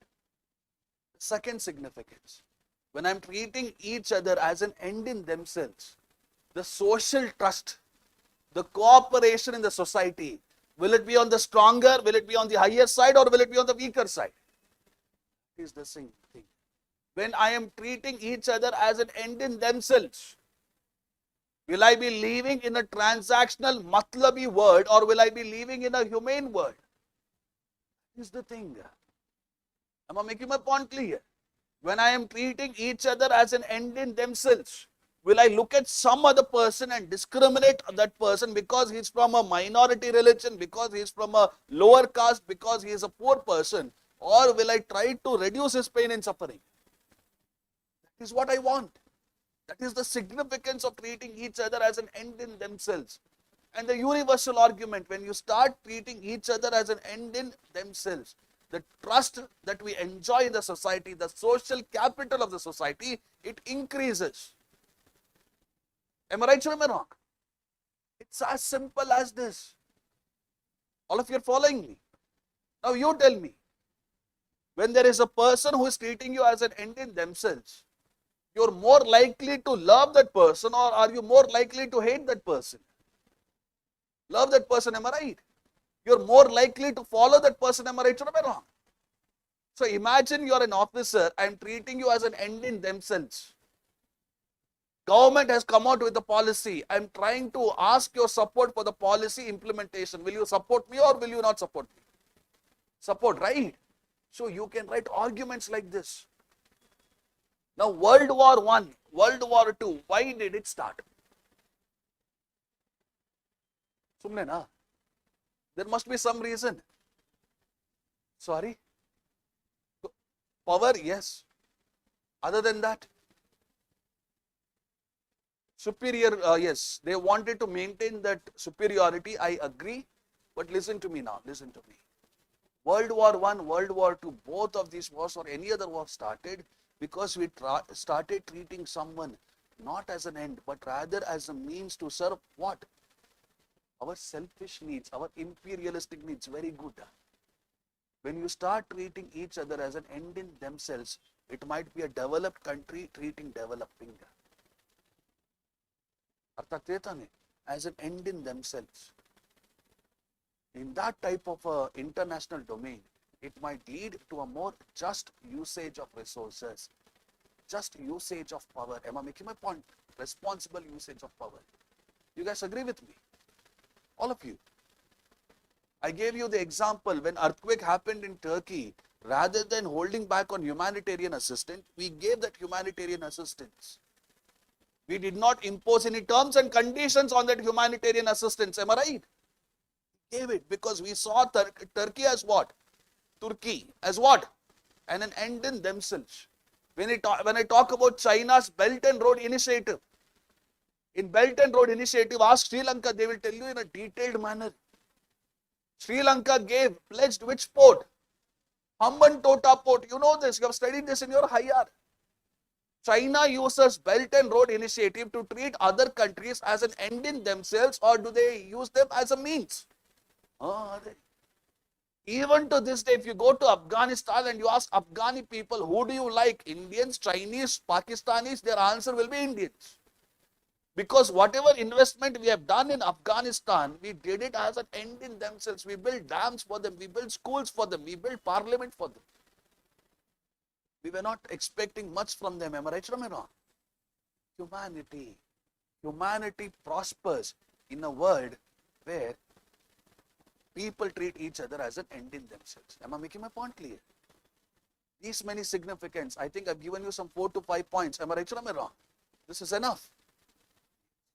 See, I do accept that I use slides. But that is just for that visual connection. That's it. Have I written arguments on the slide? Nothing of that sort, right? I want you to develop the ability. When you are watching most of the YouTube videos, there might be notes on the left hand side, the right hand side, and they might be reading and they might also be conveying the meaning behind it. I respect their tradition, I'm not denying it. But when you are reading by yourself, it gives you that ease feeling. I'm not saying no.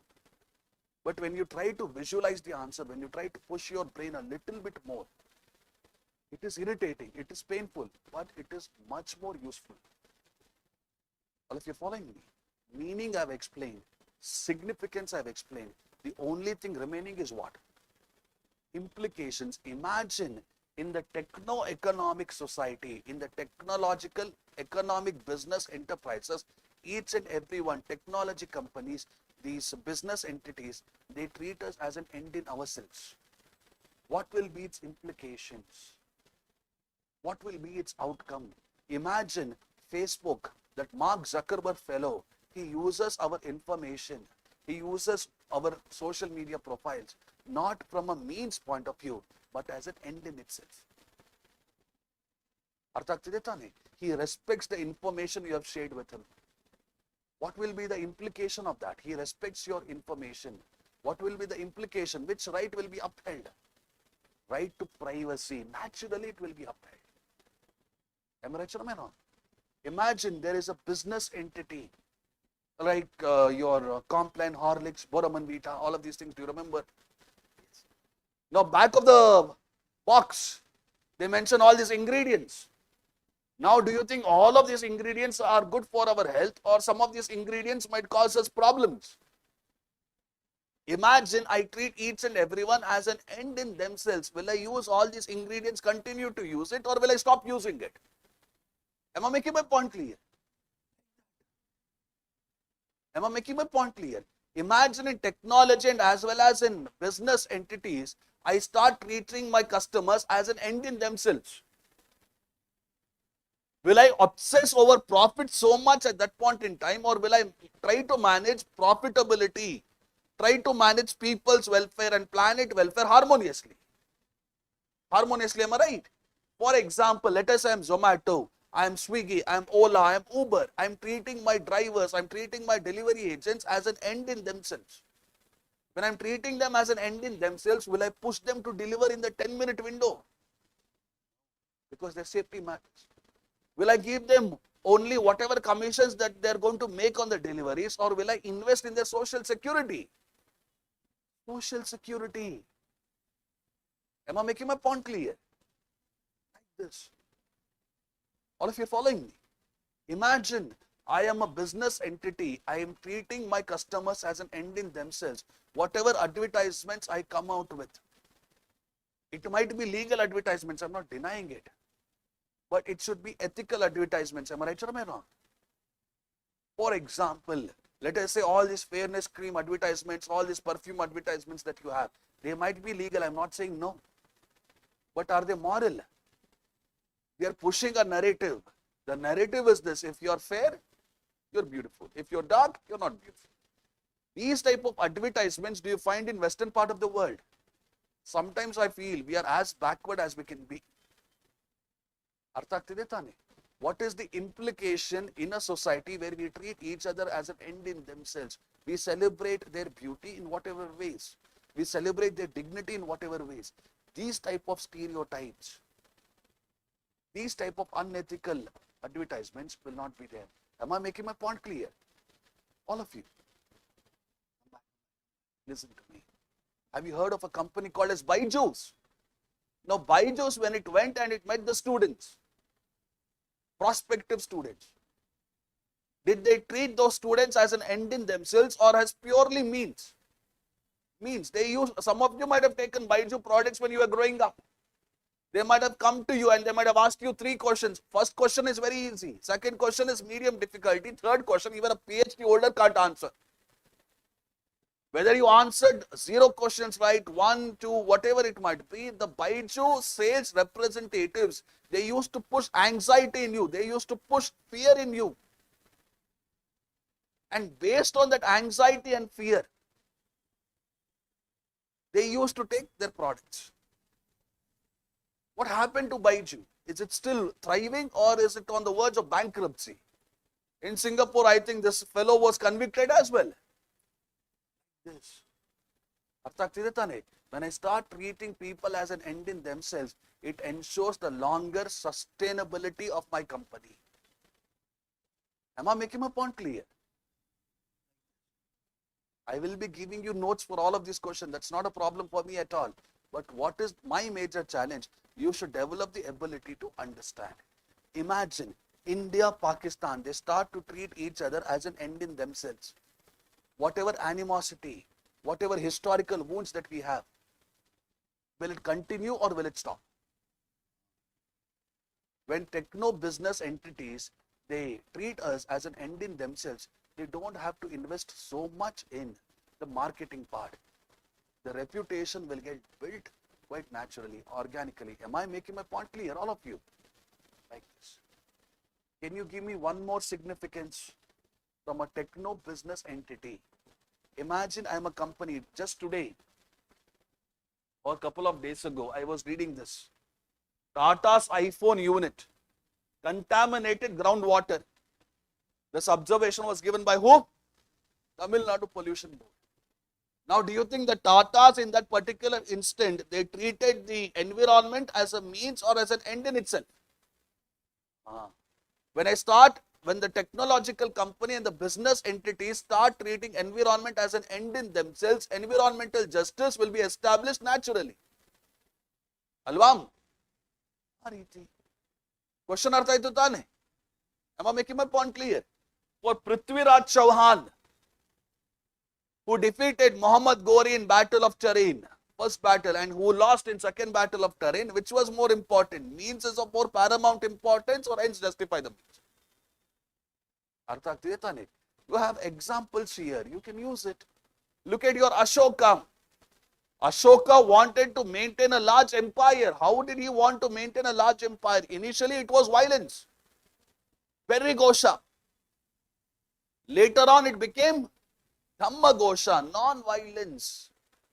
So when he changed from Berrigosha to Dhammagosha, what was your Ashoka emphasizing on? Ends justify the means, or means is of more paramount importance?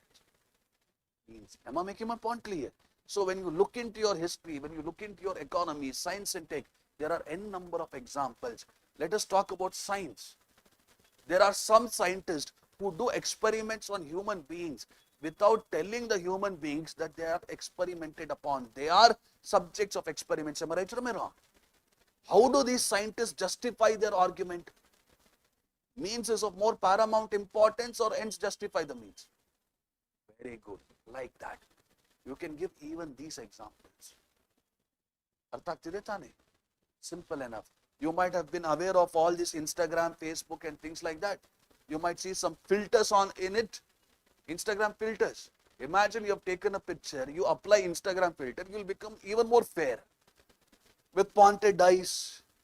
Alright, all those swelling out lips and cheeks and whatnot. They're basically telling you that you're not beautiful enough. Filter has to be applied so that you become beautiful. Are they respecting your dignity? No ways. All this Ghibli art that you were seeing couple of months ago, Ghibli. Now many of you might have uploaded your picture on this Ghibli platform so that you get a picture. Am I right or am I not? Now that picture belongs to you or to those people. Imagine I am a social media company. There are many spam accounts. What will be my responsibility? To continue the spam accounts or to deactivate them? But many social media companies don't do that, because spam accounts, they generate traffic. Needs. Just think of any technology company, just think of any business entities. You will get many more examples, many more arguments. Or if you're following my point, come back. Introduction is done for this question. All right. Body is done for this question. What is the only thing which is remaining? Conclusion. What will be the conclusion for this question? Please tell me now. Please tell me now. I've told you the introduction. We have comprehensively discussed the body. What will be the conclusion for this question? Tell me. Go ahead. Use your own thinking methodology. Treating each other as an end in themselves. Why is it so important in 21st century world? You tell me. Why is it so important in 21st century world? After this, I have to discuss happiness with you. I won't discuss it today. I'll discuss it tomorrow. Don't worry. In today's class, we also discussed about trust. We discussed about consequences. Am I right or am I wrong? Listen to me. When we start treating each other as an end in themselves, be it trust or be it collective happiness, becomes a lived experience and not just mere words. Is this enough?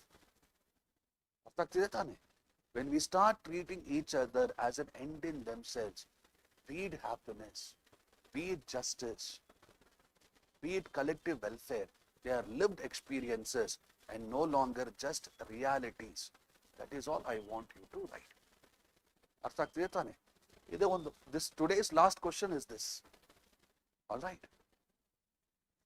When you become a servant, civil servant, how will you treat the person coming to you?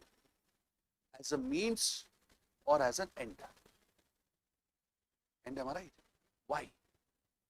Why will you treat the person who comes to you as an end? What is the importance of that? What is the implication of the statement as a civil servant? This you answer. That's all. Sorry, madam. Respecting the dignity. I agree. I understand. Correct. Other than that, anything else? Trust, I have already used it in my other conclusion, so I'm not going to use it again. Transparency, okay. All right, let's do one thing. Let's open ethics syllabus. Let's open ethics syllabus. All of you, go ahead.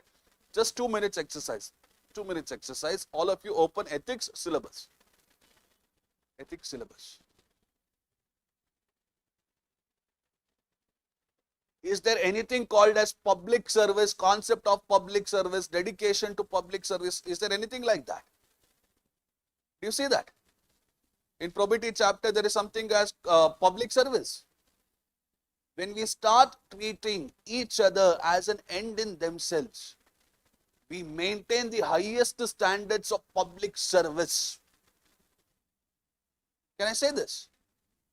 More than enough. Why is it that these rank holders who score more than 120 or even 140, why is it that they score so much? Because they know how to use the words in ethics, how to use the syllabus topics in their ethics answers. I am suggesting you the same thing. When we start treating each other as an end in themselves, the concept of public service will be held in its highest regard. That is all. Am I making my point clear? There is a famous story, I don't know whether it is right or wrong. Apparently at one point in time, someone called PMO's office, it seems. PMO means what? Prime Minister office. Someone called PMO's office and they started scolding the person who picked up the phone for some policy of that particular government. On the other side, the fellow listened, and then he said, I will look into it, don't worry.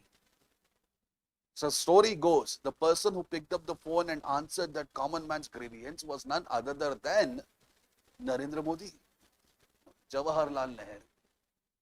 All of you following my point? People should treat each other as an end in themselves. Imagine as a civil servant, I am treating him as an end in themselves. Will I be humble or will I be arrogant towards him? Humble, am I right? This is what it is. So we have discussed few questions. Few more questions are remaining related to happiness and everything. After this, ethics and human interface will be done and we will start from human values tomorrow. Today I was supposed to discuss 2 case studies based on the theme of work culture. I won't be able to. We will do it tomorrow. And one thing that I've decided, I will be giving you notes where it is necessary. And there are some chapters where there are 40-50 questions which have been asked. You see that public service values. Am I right? For chapters like that, I will give you handouts. I will be discussing it comprehensively, but I will give you handouts. Did you understand it? Any problems? Did you understand what we discussed today? Pakka? What is the tagline of Donald Trump? Make America great again. What should be the tagline of our crash course? Make ethics great again. All right. Go home. I'll meet you tomorrow. Don't worry. Thank you. If you have any doubts, you can ask me. All right. Thank you, guys. Right, sir. Mentorship, is it? Yes.